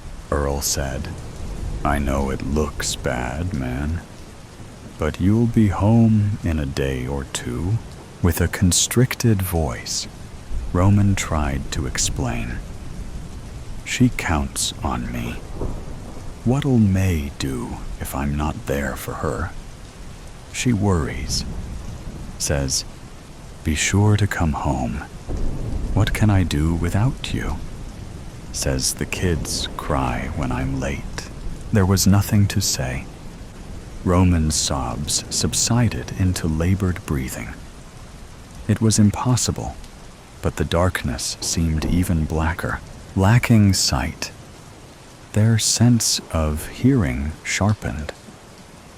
Each man recognized the personal signature of anyone's slight movement. The darkness did not obscure anyone's location. Hours passed. They drifted in and out of consciousness until their turn to hammer. The SOS came. "Anyone have any extra? I'm starving." It was Cole. No one responded. Earl said, "Told you not to wolf, man. Come on, guys. Someone must have something. You know I'd share with you." Cole turned on his lamp. He stood over Sonny. "I knew it." A stream of profanity flooded out. Others leaped to restrain him. Sonny said, "It's mine, man. I didn't take yours. You're hoarding, man. That food belongs to everyone." Earl stepped up, and Cole calmed. "What's up, Sonny? Whose kits are those?" Sonny said, "No one's hammering." "Whose shift is it?" They're gonna think we're dead. Answer the question. I found 'em, Earl. Didn't steal 'em. Left behind by the others? Yeah, Sam and Gordy. The others who booked. They won't be back. I took them for safekeeping. Everyone looked at him in silence. Finally, he handed a kit to Cole. Earl said, Roman, do an inventory on everyone's victuals. Make sure there's an even distribution. That seemed to satisfy everyone. Earl said, Who's on SOS? Gotta keep the signal up. Don't want them giving up the search. Roman said, I'm up. You keep doing inventory. Sonny, get to it. Things settled after that. Everyone took their turn on SOS. There was less conversation. Everyone kept to themselves. They never knew if their signals were heard. The overhead rumblings of excavation paused. When it resumed, it seemed more distant. Cole asked Earl, They know where we are. What's taking so long? They quitting? The cave-in exposed unstable strata. Aggressive digging could loosen it, bring it all down. Don't want to lose us to their haste. That's why they don't blast? Right. They could only keep signaling. And hope. Hours passed. Their existence settled into a narrow routine. Those not hammering the wall slept or booed fitfully, kept awake by Jed's groans. Everyone knew he was still alive. No one knew when Jed would scream. Ghosts tormented him. Earl tried to calm him, but there was nothing to give him. Everyone put up with it. Had days passed? Cole awoke from unsettled sleep. He tipped his canteen up and found it empty. He said, When we're back up top, if I ever suggest going camping, somebody please kill me. Others laughed. Sonny said, We're already dead. Just don't know it yet. Earl said, Shut up. Don't start that. Sonny said, It's true. We'll never get out. All that's left is arranging ourselves for the grave we're already resting in. Roman said, They're searching. Need to be patient. Sonny said, Give it up. You know I'm right. Earl said, You're not helping. Whining does nothing. I'll whine if I want. You gonna kill me? I'm already dead, Cole said.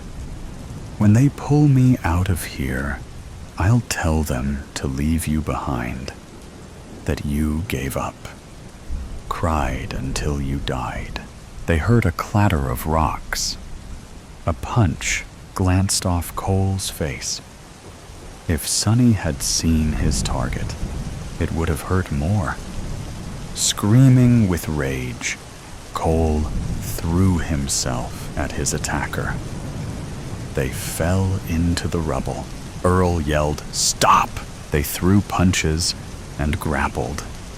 Their thrashing sounded like animals. Earl switched on his lantern. He stood over the two. Sonny had bloodied Cole's face. Earl kicked Sonny's head, sending him to the cave floor. Sonny yelled, I'll kill you! Listen! Roman stopped hammering. Earl doused his light. The sound of pneumatic drills was close. Brakes led to increased activity. Everyone stepped back from the rubble, blocking the tunnel opening. Dust stirred, making them cough. Stones shifted and rolled to their feet. Cole and Roman dodged a boulder coming to rest between them. They laughed nervously after several minutes of tense silence. Light pierced the darkness. The five cheered as one. Even Jed joined in. Shouting and jumping, they couldn't stop. A large stone broke free and rolled from the tunnel entrance, bathing the cavern in light. They'd been saved. Memory of the future. Ed is looking down the cliff, watching the waves crashing on the beach. Same place he was when his baby brother went missing. His parents never spoke of it, like he never had a sibling. It is a summer night. Goes inside for dinner. No one says a word, same as usual. Ed does the dishes. His dad buries himself on the couch in front of the TV, and Mom goes to her room. Another boring evening at the Wallaces. Maybe all the answers to all of our questions are out there in the dark forest. Ed pushes aside a twig from a tree with his left hand to look ahead. It is so dark. He knows he is naked. Why would he? He wonders. It is freezing. Now he is elsewhere, in front of a shed. On the other side, he simply knows there are three beings, which could passed off as triplets, all looking the same, except the one in the middle seems to be a female. They are facing the wall that takes to the woods. Their oval heads are almost a triangle with a pointy chin. The nipples of the both males have a pyramidal shape. The females are round. The three of them appear to be wearing a silvery overall, orange latex gloves up to their elbows, some work boots. Only those aren't brown or black, but in the same silvery tone. Or are they? Their actual feet. They got only 2 toes, the eyes completely white, no pupils or lids, and pointy ears, like they were elves from a fairy tale. They seem to albinos, the skin so white. They are staring at Ed like the shed was gone. He can also see them clearly.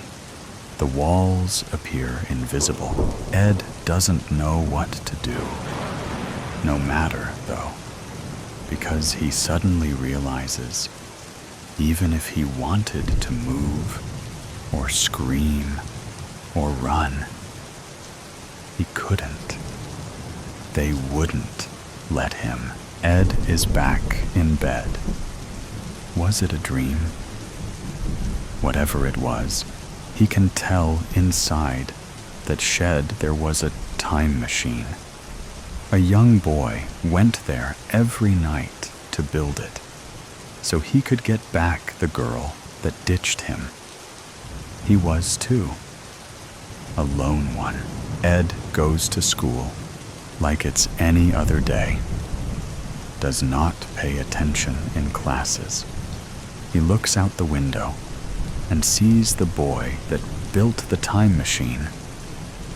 He is a mysterious one, skipping stones at some lake. Back home, Ed is sitting on the grass, next to the cliff, still with those 3 beings on his mind. He wonders who they were and where. Where did they come from? And why? What could they possibly want with him? Ed takes a shower, same as every afternoon, after he is done with his homework. And before they have dinner, he is finished cleaning up, and water is running down his body. He goes to open the curtain to get out, but he opens some kind of vortex. He can see a galaxy light years away. In the middle, a throne with a Nordic woman with her child in her arms. As soon as he looks into the woman's eyes, he's back in his bathroom, all silent at the table, barely looks at his plate during dinner, let alone touching his food. His parents eat and leave, as usual. His thoughts still on that woman, and the throne, and those three beings he saw the other night. Once on his bed, pulls the sheets up to cover his body, and something gets his attention. There is a huge man on the corner, both hands hugging his knees, showing some concern on his face. Wearing a robe and sandals, must be at least 13 feet tall. Turns around and looks into Ed's eyes. Ed wonders what troubles the giant. The boy that built the time machine pops into both their heads, or into the man's. But Ed can see it clearly, as if he himself was seeing the boy, carrying a box with tools, walking to the shed every night. He must have really loved that girl. Ed is certain he wasn't dreaming when he saw the giant, and neither is he now. The boy has been going to the cemetery in the middle of the night for several weeks, desecrating more than a few graves. Now he's put together a body from parts of some of the corpses he's dug up, and next to the body, he's put a photo of the girl who left him, in the hopes that some part of her essence will enter the empty vessel. As some modern Frankenstein, he intends to give life to the body by means of electricity. Ed sees himself pulling the lever, but before he can find out if it worked, if the body is alive, he appears to jump through time. Now Ed is in 1978, June 6th, almost the 7th. As he looks at his watch, and it's 11:50 p.m., the date he sees in a page of a journal flying by, carried out by the wind. He is in a city destroyed by a nuclear war, which never happened. Not in this reality, anyway. Ed sees the boy jumping through time and space once again. What was once a bouquet of flowers rests next to a long forgotten grave. That is all we can expect in life. When we go, our loved ones will mourn us and cry for some time, recalling memories with us, but not too long. They learn to move on and leave us behind, to forget. Ed just knows the boy was never born, not in this reality. The boy just wanted peace and kept himself from being born. There is no grave, no tomb, no resting place for the boy. He is now at peace, wherever he may be. From out of nowhere, a girl appears. As white as snow her skin is, dark as ebony her long hair. There is no exit for her. She's on the edge of the precipice, a man getting closer, no options left. To live or to be free, that's the end of the road for the girl. She jumps to her own demise, feeling like she cab fly for a few seconds, and then the sea. She turns into sea foam. She appears to be floating on the ocean, feeling but peace and quiet. Another man comes into the scene. He was on the beach and comes to the girl. He looks into her blue eyes. Suddenly, it is Ed looking into those eyes, and then it's the firmament and the cold space. It starts raining, and Ed can see the drops falling to floor, and the tombs, the cemetery again. The abandoned and long-forgotten grave's tombstone reads, Carola Duval. Was it all a dream? Is Ed wondering when he starts an astral travel? Feels himself leaving his body, only it's not him, but a boy he's seen before. Somewhere in dreams, perhaps. Ed sees the boy getting back in his body as 3 tall beings with elephant-like skin stand next to him. Those beings have rat-gray skin, huge black eyes, no iris or retina, just pupil, no nose, no mouth, oval heads. The boy covers his head with the sheets, hoping they will leave soon. Now Ed finds himself in his own room, his head covered, those beings next to him. Through the sheets, he can see blue lights and begins floating above his bed. And now he is the one hoping they leave. Ed wakes up a little dizzy and having no idea what that all was. When did they leave? Did they do something to him? He takes a shower, gets downstairs, and grabs a glass with orange juice and goes to school. Again, he pays no attention to his class or classmates. During lunch, sitting with his friends, they are all laughing and talking, and he's just gone. He remembers when the last pandemic happened. He dreamed of a guy meeting 3 shadowy figures. Never gave it much thought, but now he wonders if that was a dream at all. And is it somehow related to what he's been seeing in dreams? Are you here? Asks his mom, when once again he hasn't touched his food. He's playing with his fork and some peas. He found himself staring at a girl in some Greek ruins. Ed goes to bed early. He is staring at the ceiling, not thinking of anything. He doesn't even notice when he falls asleep. Or is he? Through the corner of his right eye, he sees 3 green-skinned beings, 4 feet tall, tops. They were there a second before. Now, they're gone. It is 3:15 a.m. And he falls asleep once more.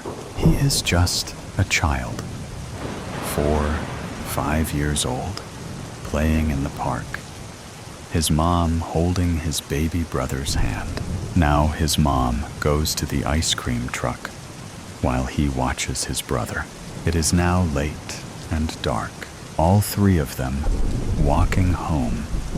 His dad is there, waiting for them, and those 3 eye beings in front of them, his baby brother, they take with them.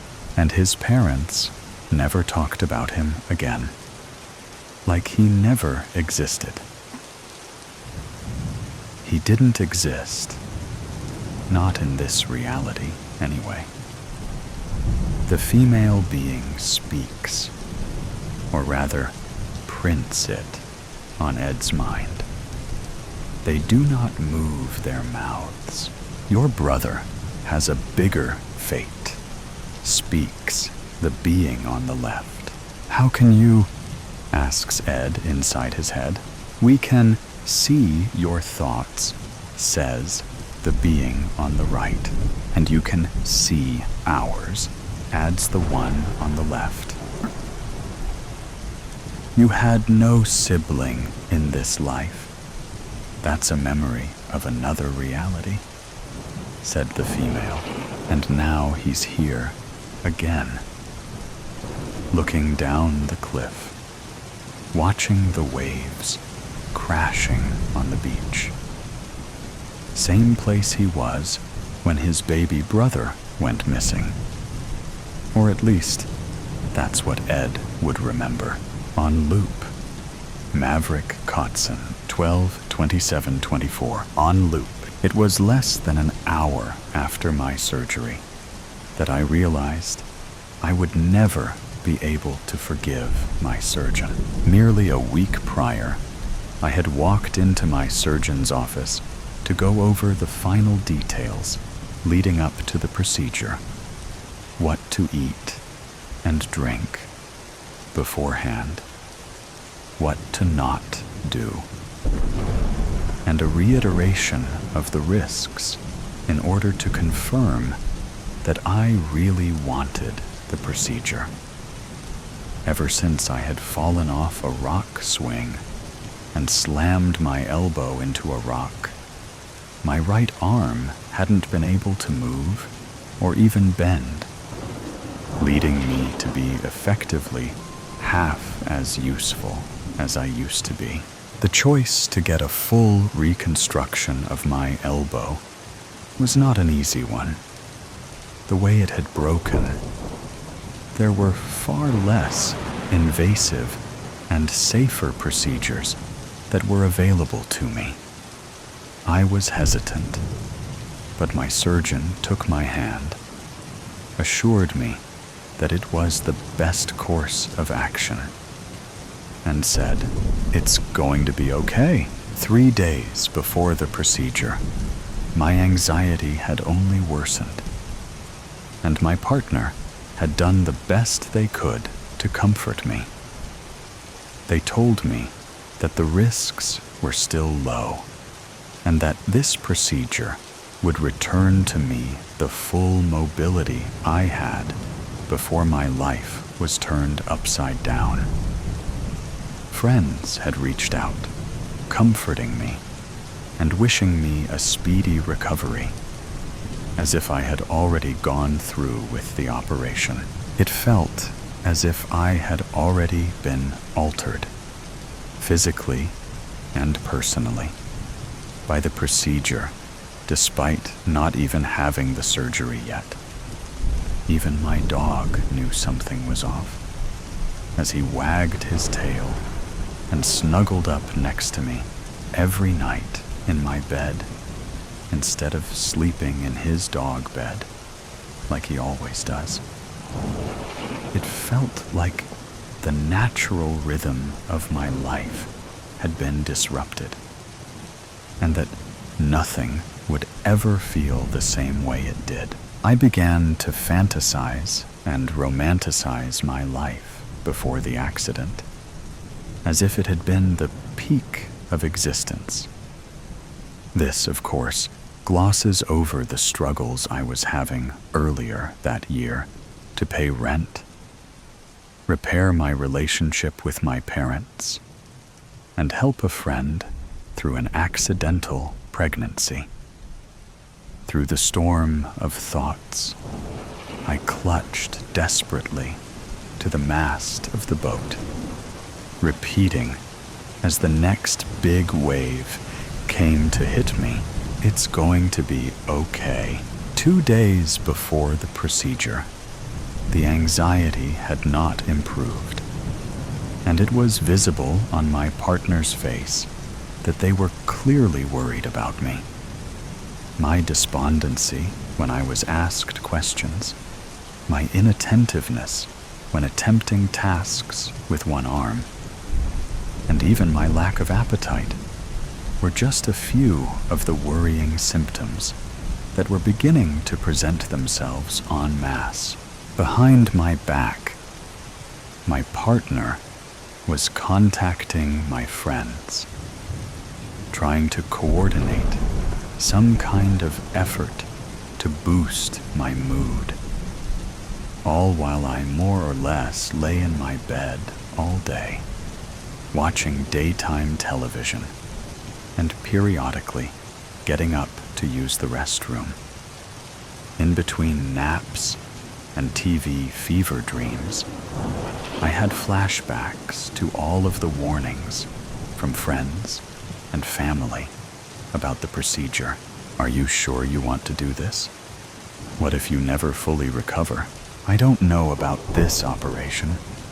Isn't there a considerable chance they screw up and just have to amputate your arm? I fully support you and your decision, but I want to make sure you've thought it through. These criticisms at the time seriously made me reconsider my decision. Ultimately, I decided to stay the course, but the decision to go against the better advice of my friends felt wrong even at the time. The weird and odd feeling of regret that washed over me every time I reassured them and told them I was going through with it only amplified the more people I talked to. Whenever I talked to anyone who knew me, the surgery would sooner or later come up, and I would have to wait during conversation until that dreaded moment came. My friends were with me, surgery or no, but the storm upon which my boat had been sailing only seemed to intensify, as big wave after big wave nearly broke my ship in two. Still clutching onto that mast of hope as thoughts flowed freely in and out of my mind as I lay awake at midnight. It's going to be okay. 24 hours out from the procedure, my anxiety had completely paralyzed me. Even the most basic tasks, like brushing my teeth or going to the bathroom, felt like Herculean tasks that required tremendous effort. I turned off my phone at that point in order to calm my nerves, and had even sworn off television for the day. I just sat in my bed and read some of my favorite books, periodically taking breaks to stare out of the window. The surgery loomed like a dark cloud above my head, ready to rain over my head at any given moment and take full control of my consciousness. It dawned on me at that moment that this procedure, the one I had defended from friends and fought so hard to have, had largely come to define me as a person. At the very least, I had let it define me in many ways. Reflecting on my thoughts at the time, I am now able to see how completely enveloped I had been. Irony, though cruel. For it seemed that despite the fact that my elbow was about to be repaired, a part of me had been damaged in the process. Sure, I was to be fixed physically, but mentally, my anxiety and nervousness had never been higher. As I went to bed that night, the last thought I can remember is a gentle acceptance as the day of the surgery fast approached, and a comforting line: "It's going to be okay." On the morning of the surgery, my surgery, I was woken by my partner early in the morning. They gave me my water bottle, my clothes, and opened the door for me to get into the passenger seat of our car at a bright and sunny 4 a.m. By the time I got to the hospital, all events began to blend together.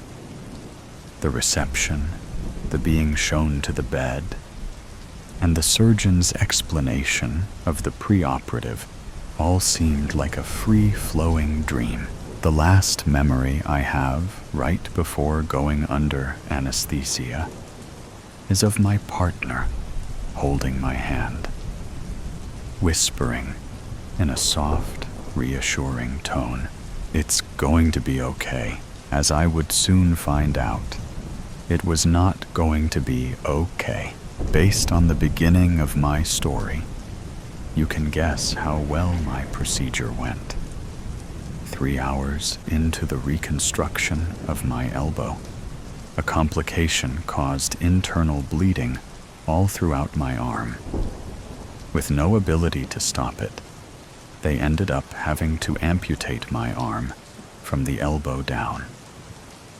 Upon waking, I felt phantom pain almost immediately, and would continue to feel that way for days after.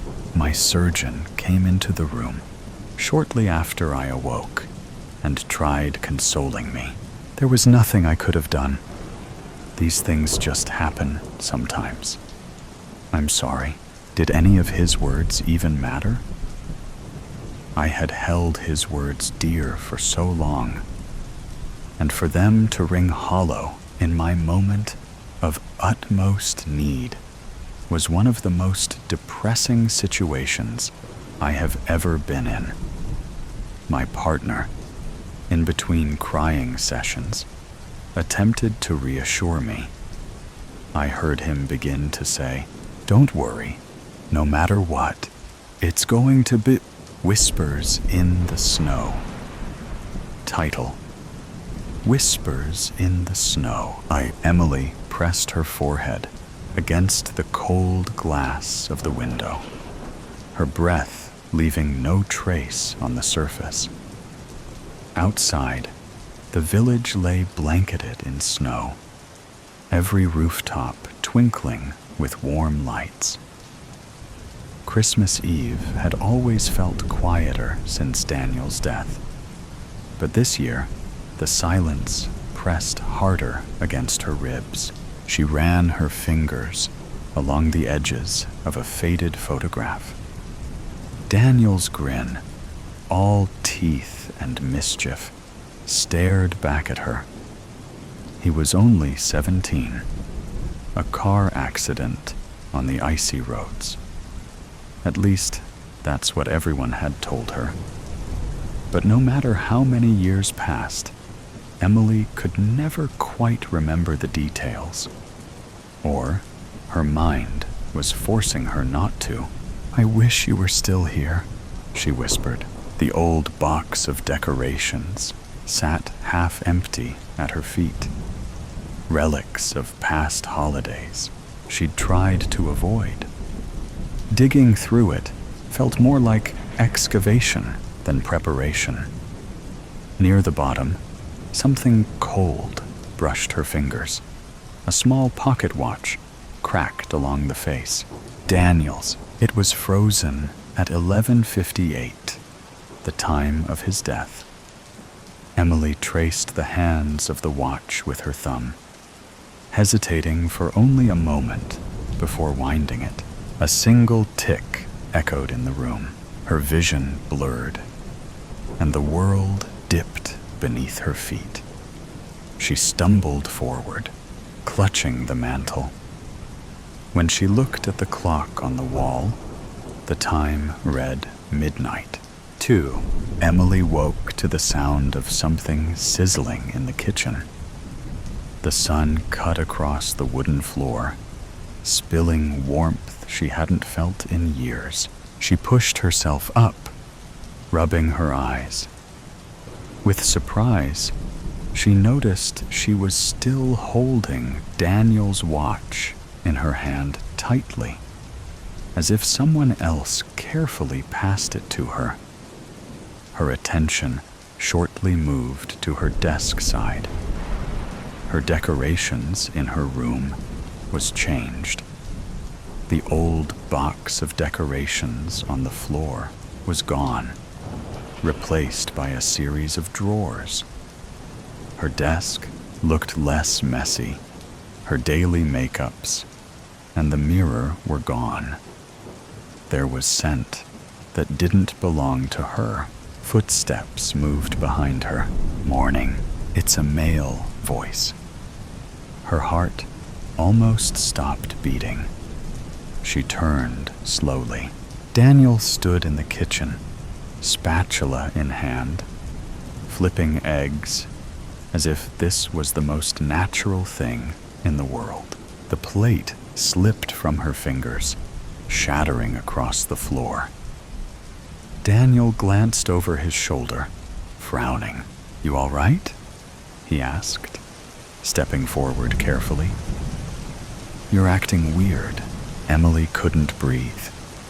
Her legs shook beneath her, but she closed the distance between them, pulling him into a tight embrace. "Daniel," she choked out. You're here." Daniel stiffened for a second before hugging her back. Where else would I be? Tears streamed down Emily's face as she buried herself in the scent of him. A mixture of fresh soap and a scent just belonged to him only. No one else did. She could feel him gently tapping her back, but something was different. She pulled back to look at him.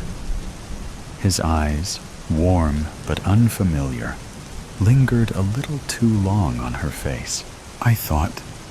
She shook her head, laughing through her tears. "I thought I lost you." Daniel chuckled softly. "You're not making any sense. Sit down. I made breakfast." She squeezed her cheek and quickly checked her phone screen. It said, Friday, 25th December, through 3. The snow outside sparkled under the afternoon sun, but Emily barely noticed it. She trailed Daniel through the village, where decorations hung on every door. She had expected people to stare, to question why he was here, but no one said a word. As they passed a bakery, the old woman squinted at them through the window. Her hand paused mid-air as she hung a wreath, but she quickly looked away. Emily squeezed Daniel's arm. "Did you see that?" "See what?" She was staring at us, like she'd seen a ghost. Daniel simply shrugged. Maybe she's not used to seeing you out and about, but Emily wasn't convinced. Was it? She was pretty sure she went there a lot. She even went there yesterday, and she said Merry Christmas to her before she left. Maybe she was just having a multi-layered dream that she could not easily wake up. If so, she hoped she would never wake up again. Later that evening, she sat on the sofa as Daniel strung lights around the tree. His humming filled the room, soft, rhythmic, but the tune was unfamiliar. "What's that song?" she asked, tilting her head. Daniel didn't stop. "My favorite Christmas song." Emily frowned. "No way. It's not. You always hated Christmas songs. You said your ear would get broken if you listened to them all the time like that." Daniel paused, blinking. "Right," he said lightly. "Must have slipped my mind." But the humming resumed, louder this time. By the time night fell, Emily couldn't shake the weight in her chest. Something felt wrong. She climbed the stairs quietly, pausing by Daniel's room. The door was cracked open. Inside, Daniel sat at the edge of the bed, staring at the floor. He didn't notice her. His lips moved soundlessly, whispering something she couldn't hear. Emily leaned closer. "Daniel?" His head snapped toward her. For a moment, neither of them spoke. His eyes reflected the faint light from the hallway, dark and unreadable. "Can't sleep," he muttered, brushing past her as he slipped out. Emily stood frozen in the doorway. She glanced back at his room, at the photo resting on his nightstand. Her breath caught. The photograph was the same one from the mantel, but her face had been scratched out. Emily's hands trembled as she flipped through the old diary she'd found in the attic. The entries were hers, but she didn't remember writing them. The final entry read, "I miss him. Maybe if I wind the clock tonight, things will be different." The next page was blank. Footsteps sounded behind her. She turned sharply to see Daniel standing at the bottom of the attic stairs, the soft glow of the tree lights casting shadows across his face. "Looking for something?" he asked. "Why is my face scratched out of the photos?" Emily demanded, holding the diary close. "What's happening to me?" Daniel stepped forward slowly, his expression unreadable. "I didn't want to tell you," he said softly. "I thought it would be easier if you didn't remember." "Remember what?" Daniel's voice cracked as he said, "You didn't come back, Emily. Not completely." The diary slipped from her hands. "You died 5 years ago," Daniel whispered. "The same night as me." Emily stumbled back, the room spinning. Her reflection in the window, always faint, always delayed, finally faded to nothing. In the silence, Daniel placed the pocket watch on the floor. "I'm sorry," he said, "but you shouldn't be here." Emily couldn't remember when he got the watch. Even this morning, the watch was with her. She tried to open the window, to wake herself up. It's been a longest dream ever in her life. Then she noticed her hand slowly passed through the window frame. The snow fell quietly as Daniel stood in the graveyard, gazing at the headstone. Emily, beloved sister, died Christmas Eve 5 years ago. A single set of footprints trailed behind him in the snow. The cemetery's keeper. There once was a man, and he used to be known as the cemetery's keeper. He would wash the stones and make the graves intact with new paint jobs and flowers. He would be seen sitting down talking to the stones. While he ate his lunch, it was a different stone each day. Everybody thought he was creepy. He wore black every day, like he was about to attend a funeral. A full suit and tie. Even in the summer, he would watch everyone from afar that went past, especially those who came in. He would hide near the trees and light up a cigarette. You could hear him choke from a mile away. That's how everyone knew he was there. The coughing. He helped the community by doing his job and keeping it clean, but he would never get recognized for it. It was a hard job. Nobody knew his family. They knew he was watching them. He hung around the graveyard at night to stop the youngsters from vandalizing the stones, but he had to be careful, as they were loud and in groups, and could possibly be holding a weapon. He would just scrub it off when they left. Until one day, some youngish kids came by and smashed up all the gravestones and tried to dig to find the coffins and the bodies inside.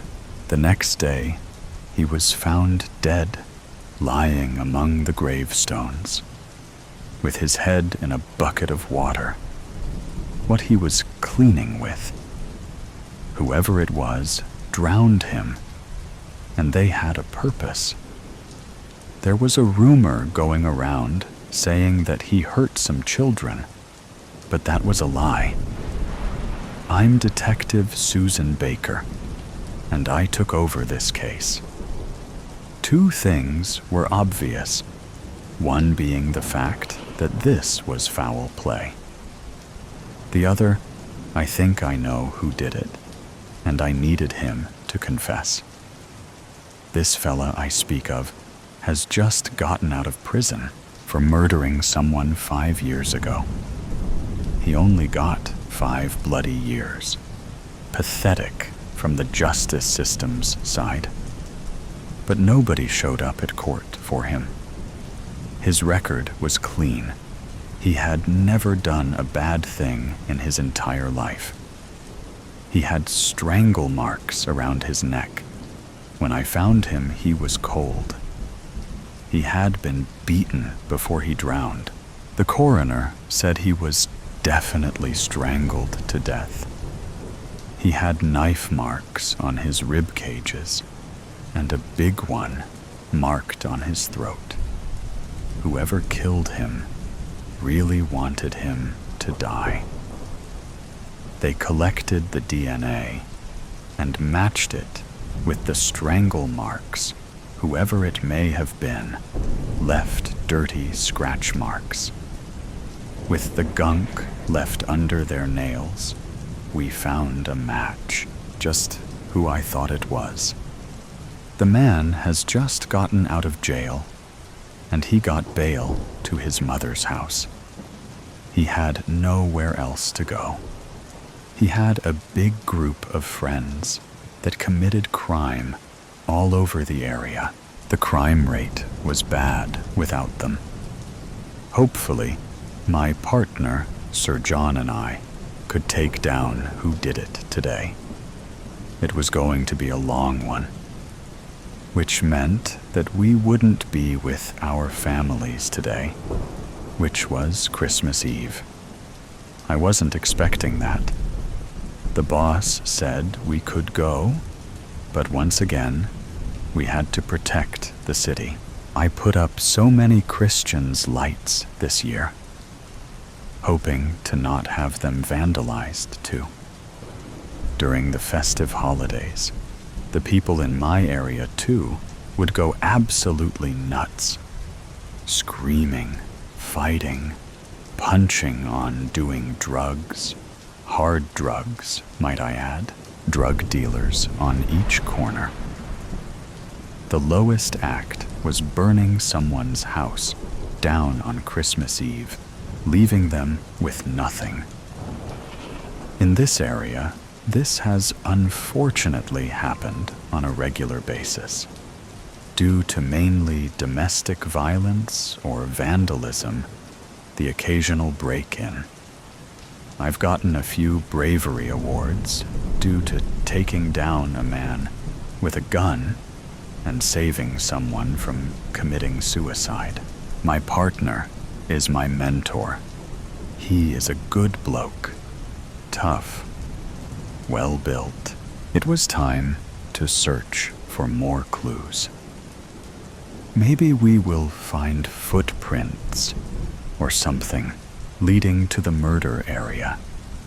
As we arrived in the darkness, we heard more youngsters roaming about and obviously destroying the headstones. We turned our flashlights on and pulled out our badges. They were horrified, stopped in their tracks. We need the names of all of you. Now, my partner said with a scary tone.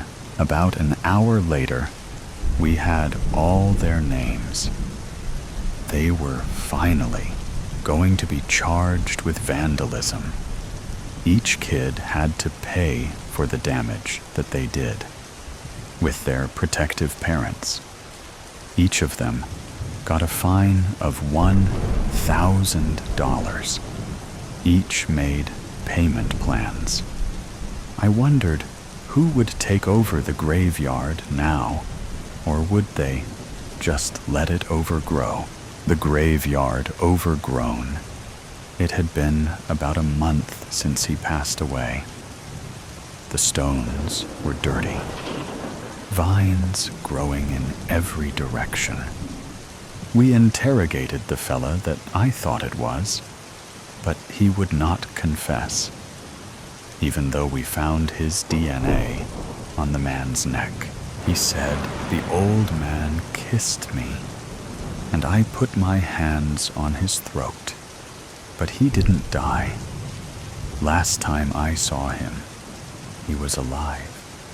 I didn't kill him. I knew that was a lie, because the old man didn't go near anybody because they could be armed with a weapon. We found a couple of footprints.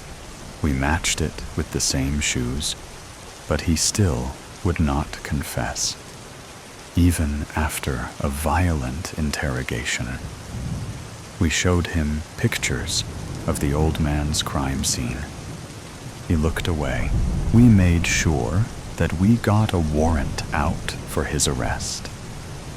We found the murder weapon after a big search in the creek. He had dumped it in there. He had no remorse. He had his poker face on.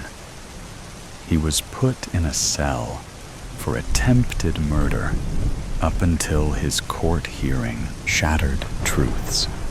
In week 52, the little town already shimmered with the anticipation of festivities. Strings of twinkling lights adorned street corners, their glow reflected in the frosted windows of small houses. The air was somehow alive with the scent of candied almonds, cinnamon, and vanilla, sweet bakeries waiting to be shared. Yet amidst this explosion of life and light, Henrik remained unmoved in his own house. Only now did he notice the splinters on the frames of the old windows. It irritated him.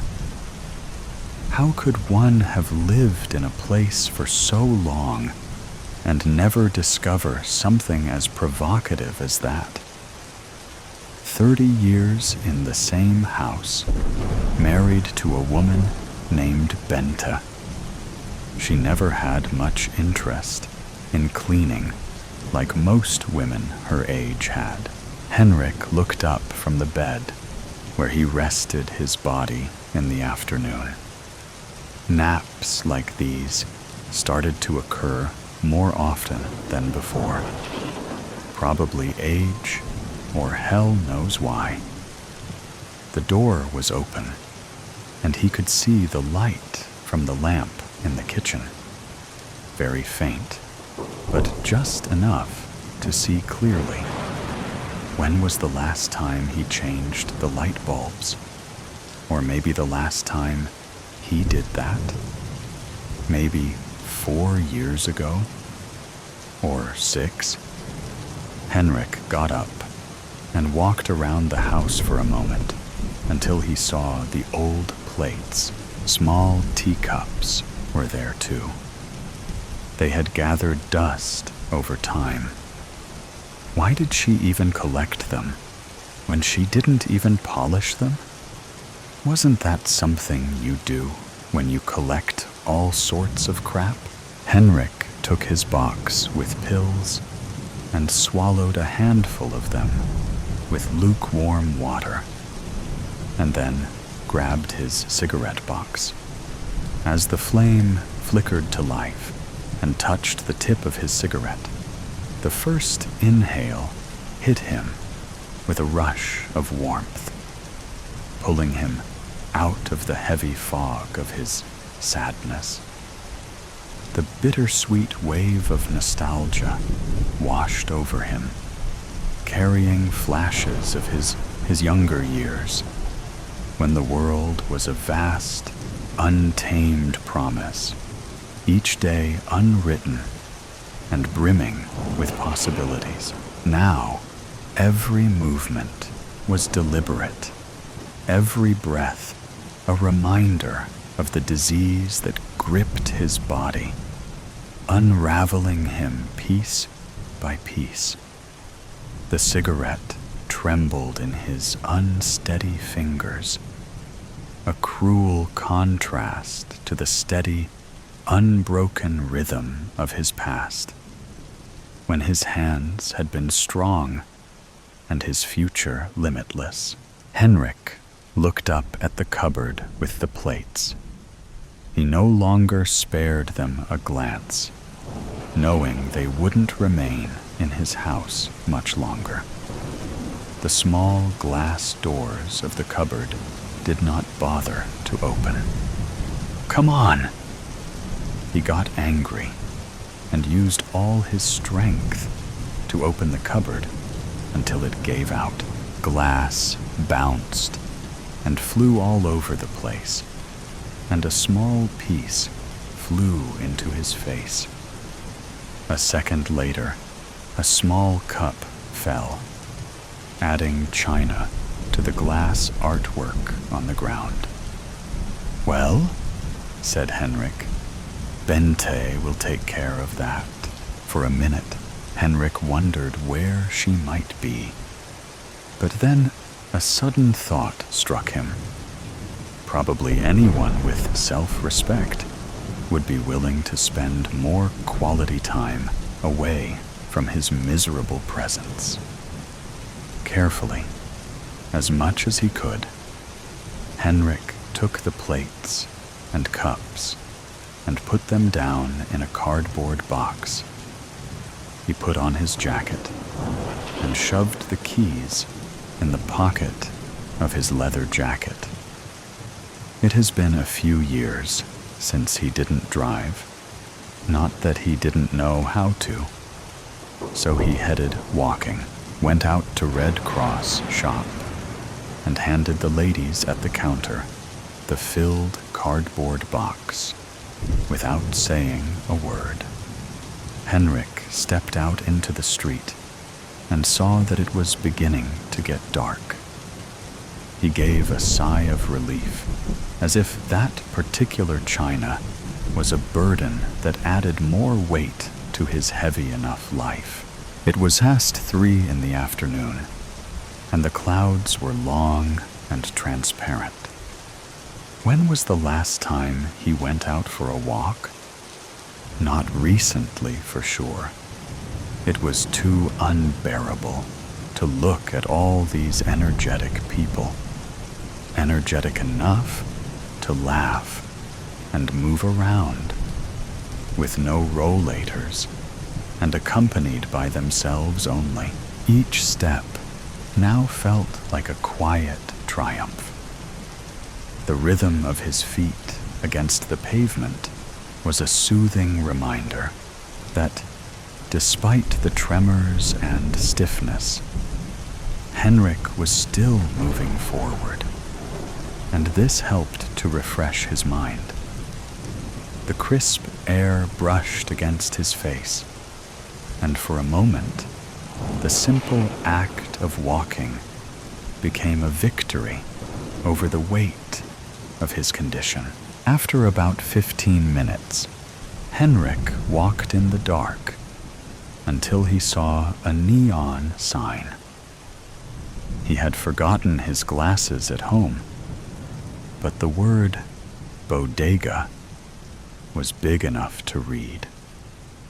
He entered in the cozy, time-worn charm. Its low beams and dimly lit interior soaked with the stories of decades past. Henrik used to come more often, but the last time he had beer in the bodega was when his son turned 18 and the whole family celebrated.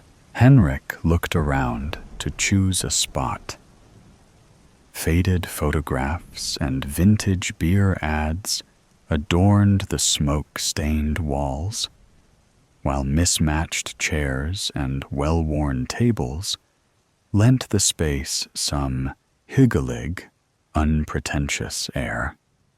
A faint aroma of beer mingled with the occasional smell of fried food as locals leaned on the polished but scuffed wood counter, exchanging jokes over clinking glasses. Henrik felt strange. There was only a small group of people, and the whole room smelled of something naggingly recognizable. Henrik sat down next to a lone man. Both were silent. Only their bodies felt close enough to feel each other's hollowness. Jens could hear Kim's "In a Little While" playing and turned to the guy for some small talk. Aren't pleasantries often a way to save ourselves from being engulfed by awkward solitude? The man looked much younger. Henrik saw him drinking from a small porcelain cup, like the ones he just left off earlier. Funny, Henrik thought, and forced his eyes to focus more. He noted he wasn't a man at all. He was a teenage boy, with tears in his eyes. "Are you okay, my boy?" "What's going on?" Henrik asked. The boy didn't answer, but turned around, revealing a deep gash reaching from his left shoulder to his lower back. Henrik's eyes widened. The boy stopped smiling, and his somber look turned into a gunta, empty expression. He collapsed to the ground with a heavy thud. Henrik noticed that the boy had a guas on the inside of his jacket. He grabbed it abruptly, without anyone noticing. Henrik didn't have his phone with him, so he asked one of the people in the bar to call the police and pointed to the body. When Henrik opened the door, the wind blew in his face. Rain poured in, and the weather was completely different from just a couple of minutes ago.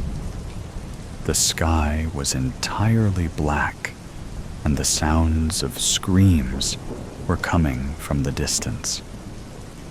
Henrik was following the wails, not actually sure where he was heading to. He had almost reached home when he saw two individuals in front of his neighbor's house. They looked like thieves, and when he fixed his gaze, he saw they had weapons in their hands and looked dangerous. They were murderers. Henrik stepped back and was about to hide behind a large willow tree when they noticed him. Henrik took the boy's gun and readied to fire. To his surprise, the gun was empty, and he panicked. Henrik could hear his own snorting breath over the wind. He couldn't run. He couldn't hide. So he just sat quietly on the ground, putting the gun down in despair. Henrik saw a red car driving up the dirt road. It stopped so suddenly that it skidded and slid into the nearby ditch. Henrik felt the weight of his decisions and his fractured memories pressing down on him. His life had been a blur of rancor, loneliness, and regret. But now it was ending in chaos while the sirens grew louder. and armed men scooted closer. The middle-aged woman who came with the red car, Bente, rushed toward Henrik, screaming at the officers who found an unarmed ill man announced missing.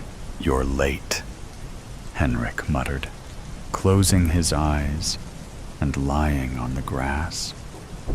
But now it seemed she didn't hear him. He got lost twice last week. Again, without the phone. Everything started to fall apart after we lost our young love, uttered Bente through tears while they were lifting Henrik and heading to the ambulance. The two people, his neighbors, helped Bente to collect a few scattered pieces of china, and no one knew why Henrik had a porcelain loop handle around his ring finger. Banshee. The soft cushions of the leather couch cradled Kim's sweaty body. Her vision was fuzzy and dark, like looking through smudged sunglasses. She blinked rapidly, hoping to remedy her skewed sight. Then she heard voices, male and female. "Yes, I did call 911. She needs to get better mascara. There's no way that was mascara." Kim recognized those voices. She must be on the couch in her office. But why? Well, what could it have been? Never heard anyone scream like that before. I know. It was unnatural. She must have had some kind of seizure. Yeah, it seemed her dog sensed it was going to happen. Oh, definitely. Don't worry, Kim. I'll take care of Groot while you're at the hospital. You won't believe this, but I had my first hot flash last night. It was so disgusting. Kim wasn't sure if that was TMI, but she was the broker and founder of this real estate firm, so she had the right to say whatever in the hell she wanted. However, she did find it uncomfortable to talk about. She just couldn't stop thinking about last night's sweat fest. "When did you have your last period?" Shelley asked. Kim scanned the faces of the 12-member team of real estate agents gathered at the conference table. Mostly men. Men didn't want to talk about this crap. Kim had never felt comfortable talking about female plumbing issues either. And this was not the time, nor the place, nor the company to speak of such things. She shouldn't have started this conversation. Just not thinking clearly today. Moving on. "Jeffrey, you have a new listing?" Subject changed. Every day was Bring Your Dog to Work Day. Kim brought Groot, a 2-year-old male Wheaton Terrier. Other team members brought their dogs as well, and all the canines got along. During the Monday meeting, Groot lay in his bed behind Kim's chair at the head of the table. Suddenly, he started whining, high-pitched and annoying. All conversation stopped. Groot went to Kim and pawed at her lap, still whining. She rubbed his head. "What is it?" "What's—" Kim sucked in a loud breath, stood straight up, as if her spine had instantly become a metal rod. Then she started a low, guttural growl. She began to drool, long strands of saliva slinking from the corners of her mouth. People gasped. Kim faced the table, placed her hands on it, and crawled on top. She sat on her heels, stretched her torso and arms forward, and pointed at Jeffrey, who was seated at the other end of the table. Her index fingers were side by side, lips parted, teeth gnashing. Kim let out a shriek that had the agents covering their ears. Thick, black tears oozed from her eyes, made mad streaks down her ruddy cheeks, and dribbled onto the table like globs of old motor oil. All the dogs in the building barked. Most of the agents sped from the room. Jeffrey plastered himself against the wall behind his seat and stared at Kim. His eyes and mouth wide open. The shriek lasted for at least 60 seconds. Kim collapsed onto the table. At the hospital, Kim was informed that her scans were clear. The results from the cultures of the tears would take a few days to come back. The doctor had no answers for her regarding the shriek. She stayed overnight and then went home at 10:25 a.m. Kim had just put on pajamas and was ready to relax when she received a phone call from Shelley, one that put her in a fetal position. Heading south on I-85 in his very expensive, high-performance BMW, Jeffrey was breaking the speed limit, 10 miles over. It was no big deal, but it was raining. He was in the fast lane, as always. He rarely got to drive his car the way he wanted. It could go from 0-60 in under 3 seconds. Jeffrey eyed the long stretch of asphalt ahead of him and listened to Hush by Deep Purple, as loud as the car's sound system would allow. He was about to gun it when he saw a sedan slide from the northbound lane, coast through the grassy median, and head straight for him. Shit! Jeffrey stepped on the gas. The sliding car missed him, but wrecked into the truck behind him. Looking in his rearview mirror at the carnage of the colliding metal and glass, Jeffrey yelled, "Holy hell!" That's when he started to lose control of his vehicle, zigzagging, the road water washing up onto his windows from the right and the left. And then everything in Jeffrey's world stopped. At home, Kim sat on her sofa, weeping. Her father sat beside her, hugging her shoulders. "I can't believe this." "I know," said Marcus. Then he let out a hefty sigh. "I have something to tell you." "What?" "It's about your mother." Kim scowled at her father. They never talked about her mother. "It's about her death. You want to talk about that now?" "Yes. It relates to all you're going through." "What? How?" Marcus covered his eyes with his hand. "How do I put this? Your mother suffered from the same affliction you're suffering from now." He looked directly at her. The shriek, the black tears. "You're what is known as a banshee." Kim stared at him as if he had grown another head. "That's not funny, Dad. I'm totally serious. Banshees shriek at people who are about to die. It's why your mother killed herself." She took a good, long look at his aged, hard-lined face.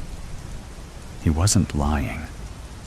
She should be mad that he hadn't told her this long ago. She wasn't. Couldn't be. She was too numb and too tired to feel anger toward him. "Be prepared. People at work will stare at you. They'll talk about you, wonder things about you, even be afraid of you. Is that what happened to Mom? Yes. She began to cry again. I'm so sorry, honey. After 10 minutes of weeping, Kim drank the hot tea her father had made. Groot went to her and sat beside her on the couch, which reminded her, Dad, Groot whined at me just before it happened. Yeah, nearby animals can sense the episodes before they happen. Don't know why. I've done a lot of research, but haven't determined why that happens. What all have you discovered in your research? Well, that only women are banshees, that it starts at menopause, that you'll be a banshee until you die. Fantastic. Didn't you know this was going to happen to me? We hoped it wouldn't. Your mother's mother said it might skip a generation. Hey, well, guess what? She sipped her tea. You should have warned me. I'm so very sorry. Marcus kissed his daughter's forehead. But seriously, what good would that have done? Kim thought about that. Her only response to his question was a shrug. Kim stood in the bathroom, blowing her nose. Her father had left a few minutes ago. She was still struggling to process all he had told her, and she was seriously thinking of retiring to avoid everyone at work. She could do it. Then there was Jeffrey to think about. His funeral. Damn it. This was all too much. She had worked so hard to get to where she was in life. A multi-millionaire at age 30. One of the premier real estate brokers in Greenville, South Carolina. Now she was... what? Some kind of supernatural being? Seriously? She had so many things she still wanted to do with her career, her personal life, and perhaps with Jeffrey. Had her mother experienced similar disappointments? Kim began to cry again, but then Groot came into the bathroom and started whining. That high-pitched, annoying whine. And he pawed at her. What the hell? Kim looked at herself in the mirror. Big eyes, gritted teeth, drooling. Then the clear tears became thick and black. She pointed at herself. I wasn't expecting that. And then the shriek. A lively souvenir. A lively souvenir. We were on very good terms with our neighbors of about 4 years in our San Diego, California neighborhood. We invite each other over for barbecues, and Joe and I frequently sit in front of a TV somewhere on Sundays to watch a football game or two. Our wives, Annette and Ellie, are in a book club together, work out at LA Fitness, and enjoy poetry reading events. Last summer, we upgraded our backyard and had a pool put in. Nothing massive, just your standard 16 at 32 family pool. It was quite the hangout for both our families. Joe and Elle recently returned from visiting family in Gainesville, Florida. We all convened at their back patio for the celebratory end of their vacation, to sip mimosas and Hefeweizens while they gave us all the highlights of their trip. They were excited about the resort they visited and the swampland tours they took there. They were like big kids, describing how the airboat driver whipped them through the swamp, even giving them an extra thrill by Tokyo drifting on the sharp turns. Sounds like a lot of fun, Annette replied. Well, that's not the best part. We've found a bit of a souvenir. Really? Oh yeah, Joe said proudly. I'll get it, Ellie said, as she disappeared into the house. I know initially you guys are going to think we're nuts, but I assure you, this is going to be great. Wow, Joe, Donald said. This is quite the build-up. The anticipation is killing us over here. Right then, Ellie emerged with a mid-sized glass tank. Wah! Donald exclaimed. He can't believe what he's seeing. No way! You guys can't be serious, said Annette. That's crazy, guys. In the glass case, there was a 2.5-foot alligator. Isn't he beautiful? Ellie beamed. He's already grown a couple of inches since we've been back. Whoa, I was actually thinking you brought back a snake or maybe an iguana. But you went all the way back to the evolutionary source. A fucking alligator, Don said. No way this is safe. Elle, no way, Annette cautioned. She was concerned, and her voice shook with emotion as she tried to implore her friend to abandon this idea. This thing is gonna grow and eat you guys.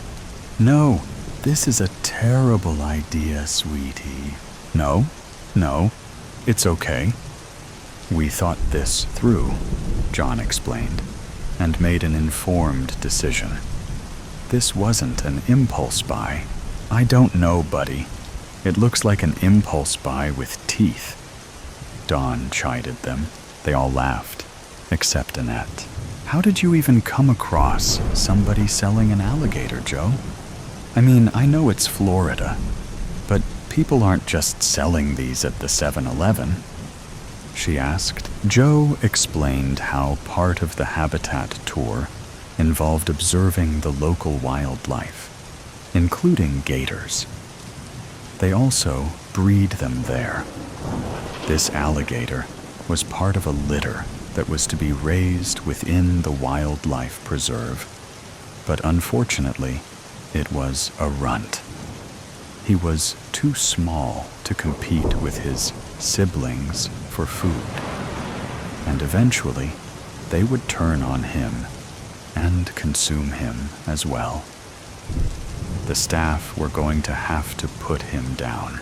This completely exacerbated Ellie, and after some conversation, a disclaimer, and cash, she somehow convinced the preserve owner to allow them to take the little guy with them.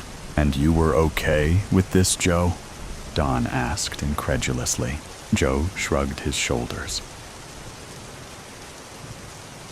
I didn't see any issues with it being so small right now.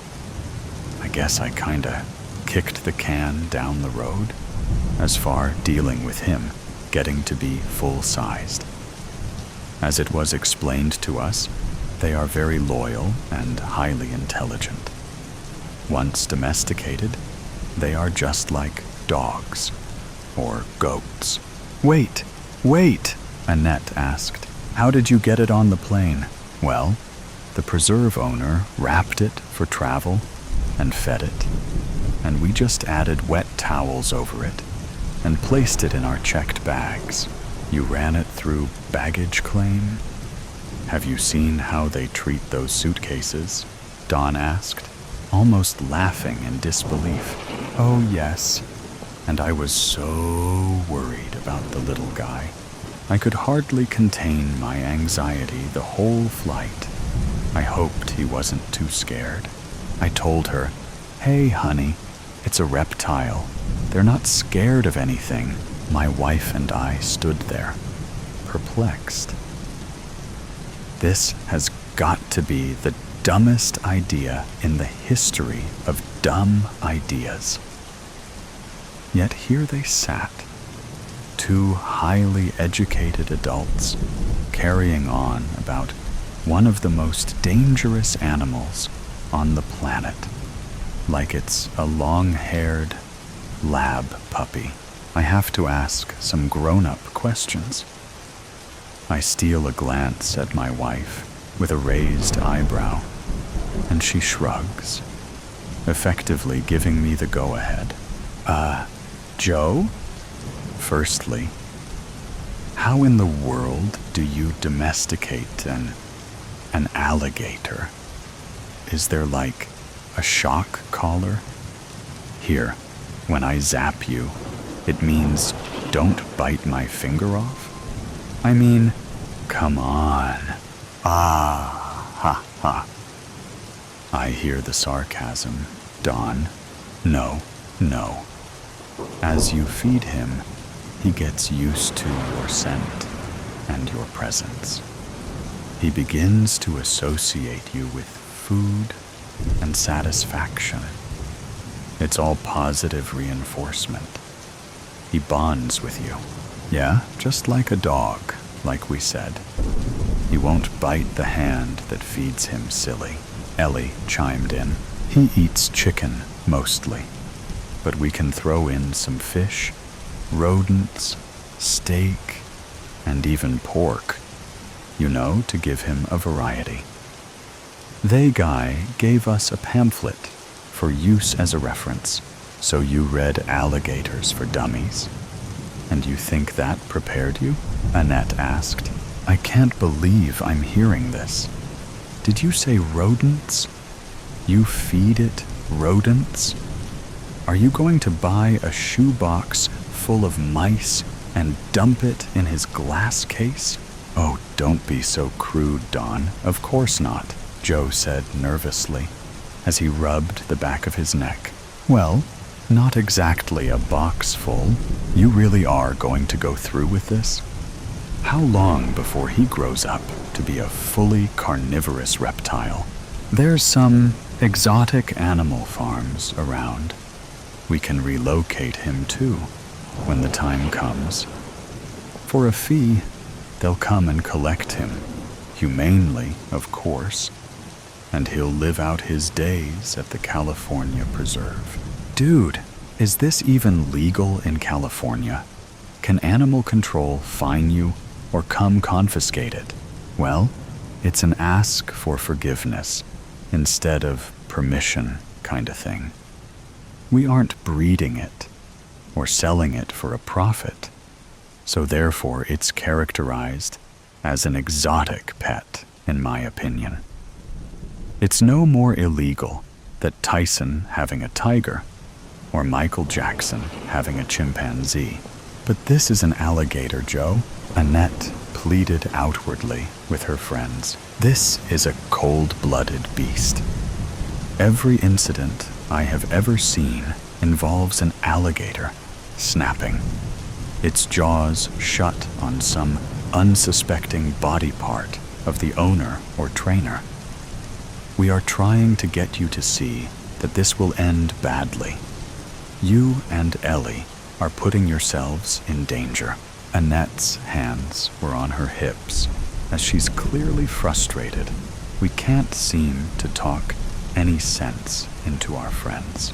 Look, guys, I hear you, but we'll be fine. Come here. Joe stood and put his arms out, and he, Dawn, and Annette had a group hug. "Aw, there. That's so much better," Ellie said. "I know.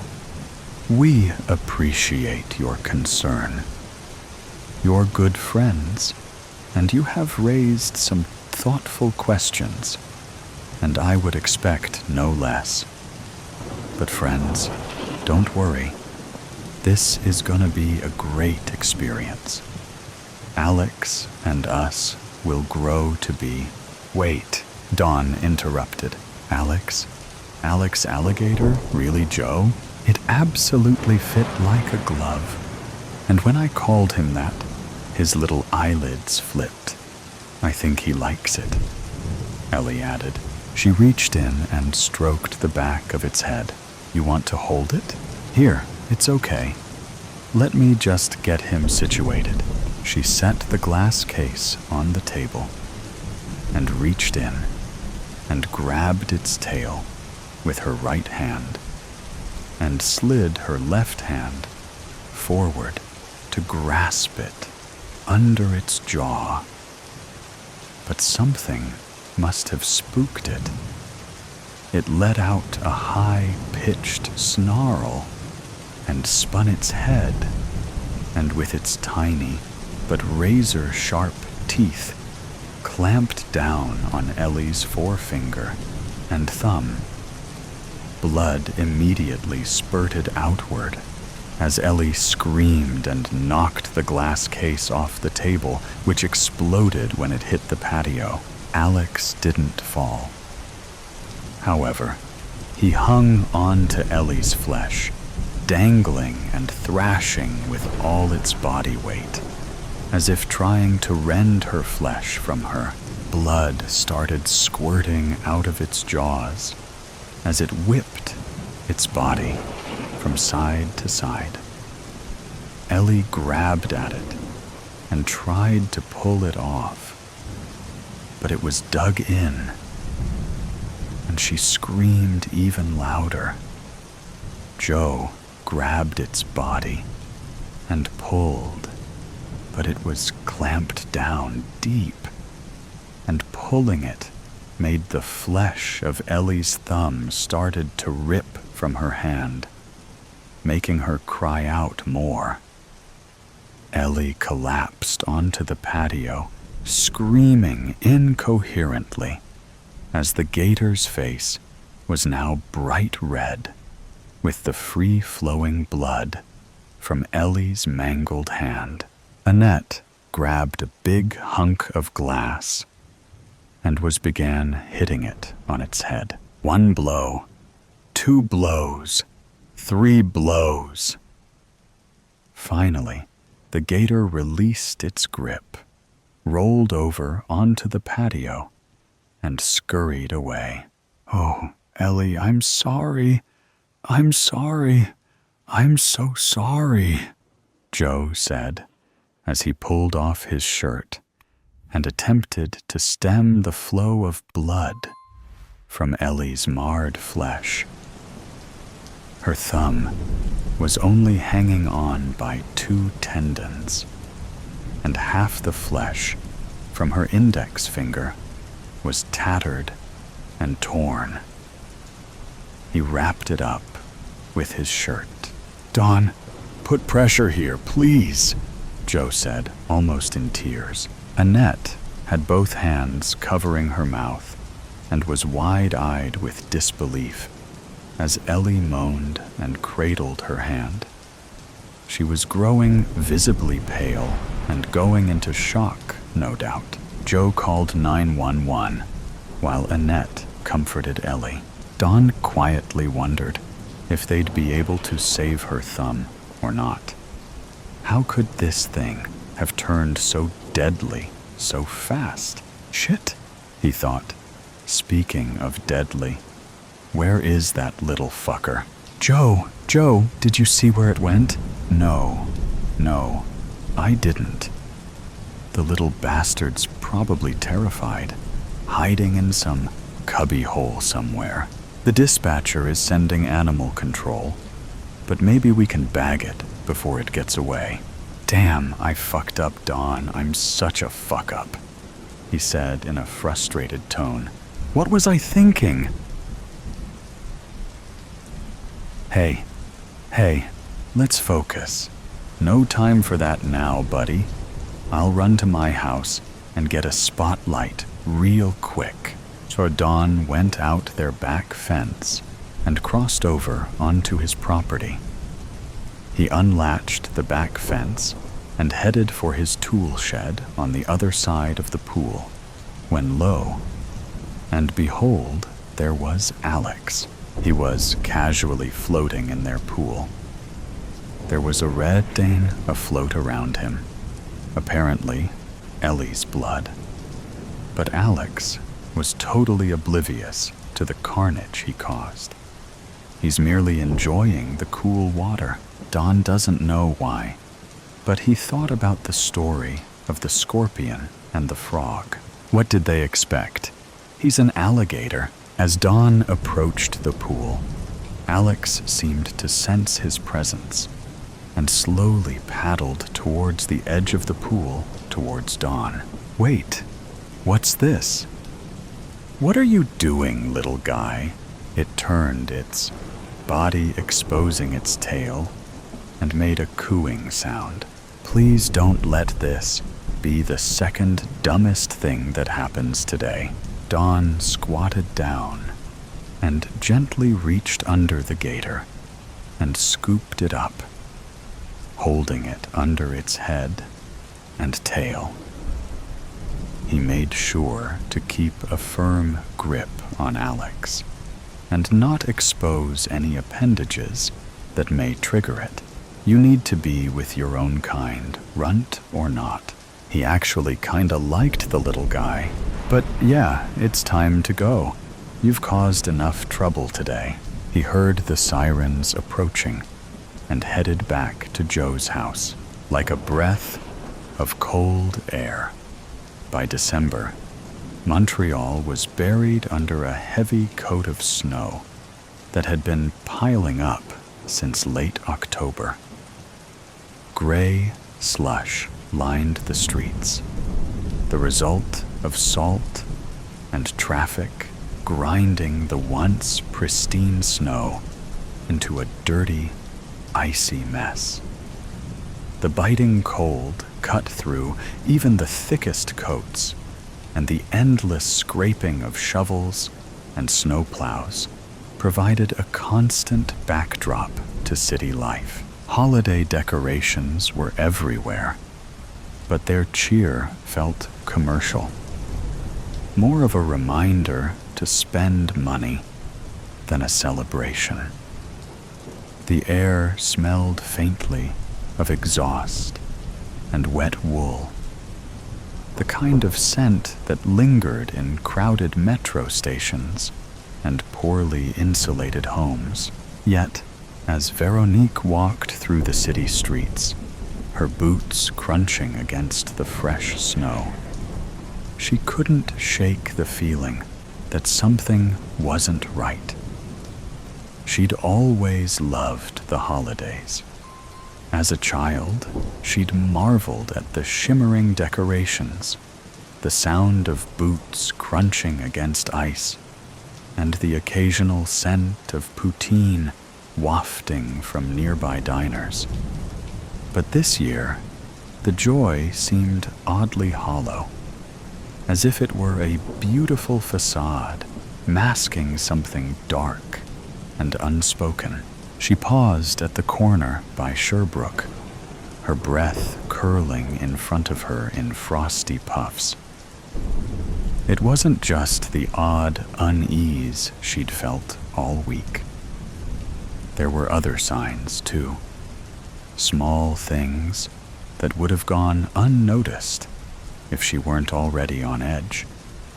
Like the fact that the street lights on Peel Street flickered every time she passed, even though they stayed steady for everyone else. Or the elderly woman at the grocery store who stared at her just a little too long, her milky eyes narrowing in suspicion before she hurried away. Then there was the panhandler. Brian had been a fixture outside McGill University's McLennan Library for as long as Veronique could remember. Now in her third year, she'd often passed him on her way to classes. Wrapped in layers of tattered coats and scarves, he was well known among the students, who occasionally dropped coins into his cup. Brian had a reputation for getting himself thrown in jail during the harshest nights of winter, a desperate but effective way to stay warm. Last year, however, everything had changed. Brian had started muttering about the Winter Watcher, claiming to have seen him lurking in the city. His stories grew more frantic, and the locals dismissed him as crazy.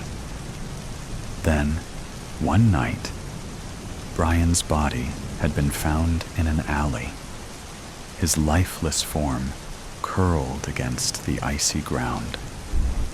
Officially, it was chalked up to exposure, but his wild claims lingered in Veronique's mind. Lately, she'd been seeing Brian again, or at least she thought she had. Every time Veronique walked by the library, he'd be sitting there, looking directly at her, his eyes impossibly sharp and knowing. But no one else seemed to notice him. When she asked Tara, her friend had just laughed nervously. "Brian's been gone for a year, Veronique. Maybe you're just remembering him." And when she glanced back, it was as if he'd vanished into thin air. "Get a grip," Veronique muttered to herself, pulling her scarf tighter around her neck. She glanced around the bustling street. Everything looked perfectly ordinary. People bustled into malls or hurried underground into the metro system to escape the biting wind. And yet, she still felt the weight of something looming just beyond reach. She turned toward Upstairs Jazz Bar and Grill on Bishop Street, a cozy spot where she could grab a reasonably priced lunch and momentarily escape the cold. As she walked, she couldn't shake the nagging sensation that Brian's ghostly presence had followed her. Even now, she felt as if a pair of eyes were drilling into her back, though every glance over her shoulder revealed nothing but bustling pedestrians. The regular waiter, Roman, who hailed from Poland, greeted her with a familiar nod. People like Roman weren't called baristas in the 1990s, but he knew her usual order by heart. "The usual, Veronique?" Roman asked, already reaching for a menu, but knowing she probably wouldn't need it. Veronique nodded, offering a half smile. She found a seat near the small stage, cradling her coffee as jazz music played softly in the background, its warmth seeping into her hands. She stared out at the bustling street, searching for what? She didn't know, but the feeling of being watched pressed against her back, making her fidget in her chair. "You okay?" Roman's voice startled her. He had appeared beside her, his concern etched across his features. "Yeah, I'm fine," Veronique said quickly. "Just tired, I guess." Roman hesitated, then nodded. "Well, let me know if you need anything." When he walked away, Veronique caught sight of something in the reflection of the window. The panhandler from outside the library, standing still as stone on the opposite side of the street. She whipped her head around, but the spot was empty. The crowd moved on, oblivious. Veronique's pulse quickened. She could have sworn she'd seen him. Not just anyone, either. It was unmistakably the same man. His ragged layers and piercing gaze haunted her thoughts. She shook her head, taking a long sip of her mocha. Maybe she was imagining things. That night, the whispers returned. Veronique lay in bed, staring at the ceiling, her heart pounding in the dark. The murmurs were faint, but unmistakable, as if coming from the walls themselves. "Who's there?" she called out, her voice trembling. The whispers stopped abruptly, leaving the room in suffocating silence. Veronique reached for her phone, its glow a small comfort in the oppressive dark. She typed a quick text to her best friend, Tara. "I think I'm losing it." Weird noises in the house again. A reply came almost instantly. "Want me to come over?" Veronique hesitated. She didn't want to drag Tara into this. Whatever this was. "No, I'll be fine. Just needed to tell someone." She set the phone down and closed her eyes, willing sleep to come. When it finally did, her dreams were restless. A blur of faceless figures, snow turning crimson, and the sound of bells tolling deep and low. The next morning, Veronique decided she needed answers. If she didn't do something, the unease would consume her. She started with the McGill Library, its towering stone facade dusted with fresh snow. The interior smelled of aged paper and varnished wood. The librarian, Mrs. Haversham, greeted her with a kind smile. "Researching something special?" Veronique hesitated, unsure how to phrase her question without sounding unhinged. "Actually, have you ever heard of anything strange happening around here? Like weird stories or legends?" Mrs. Haversham's smile faltered. "Strange how? I don't know. Just things that don't feel right. Or people seeing things that aren't there." The librarian's gaze sharpened. She glanced around to make sure they were alone before leaning in. "You're not the first to ask questions like that. This city has its quirks, let's say, especially around this time of year." "What do you mean?" Veronique pressed, her pulse quickening. Mrs. Haversham hesitated. "There's an old story about someone called the Watcher. It's just a folk tale, of course, but some say he appears in times of great personal unrest. They say he watches, waiting for something. But here's the strange part. Only the one he's watching can see him." Veronique swallowed hard. "Have you seen him?" The librarian's face darkened. "No, and I hope I never do." That evening, Veronique found herself standing in her living room, staring at the Christmas tree she'd painstakingly decorated the week before. The ornaments gleamed under the soft glow of the fairy lights, but the sight brought her no comfort. Mrs. Haversham's words echoed in her mind. The Watcher. She'd looked up the story online when she got home. Most of the information was vague, but the consistent thread was that he appeared during moments of deep vulnerability, as if drawn to people who felt unseen themselves. The knock at the door made her jump. She turned, her heart racing. It was probably Tara, she told herself, though a chill crept over her as she remembered the last time she'd seen Brian. Was he outside again? could ghosts knock? But when she opened the door, no one was there. Just the cold wind and the faint sound of carolers in the distance.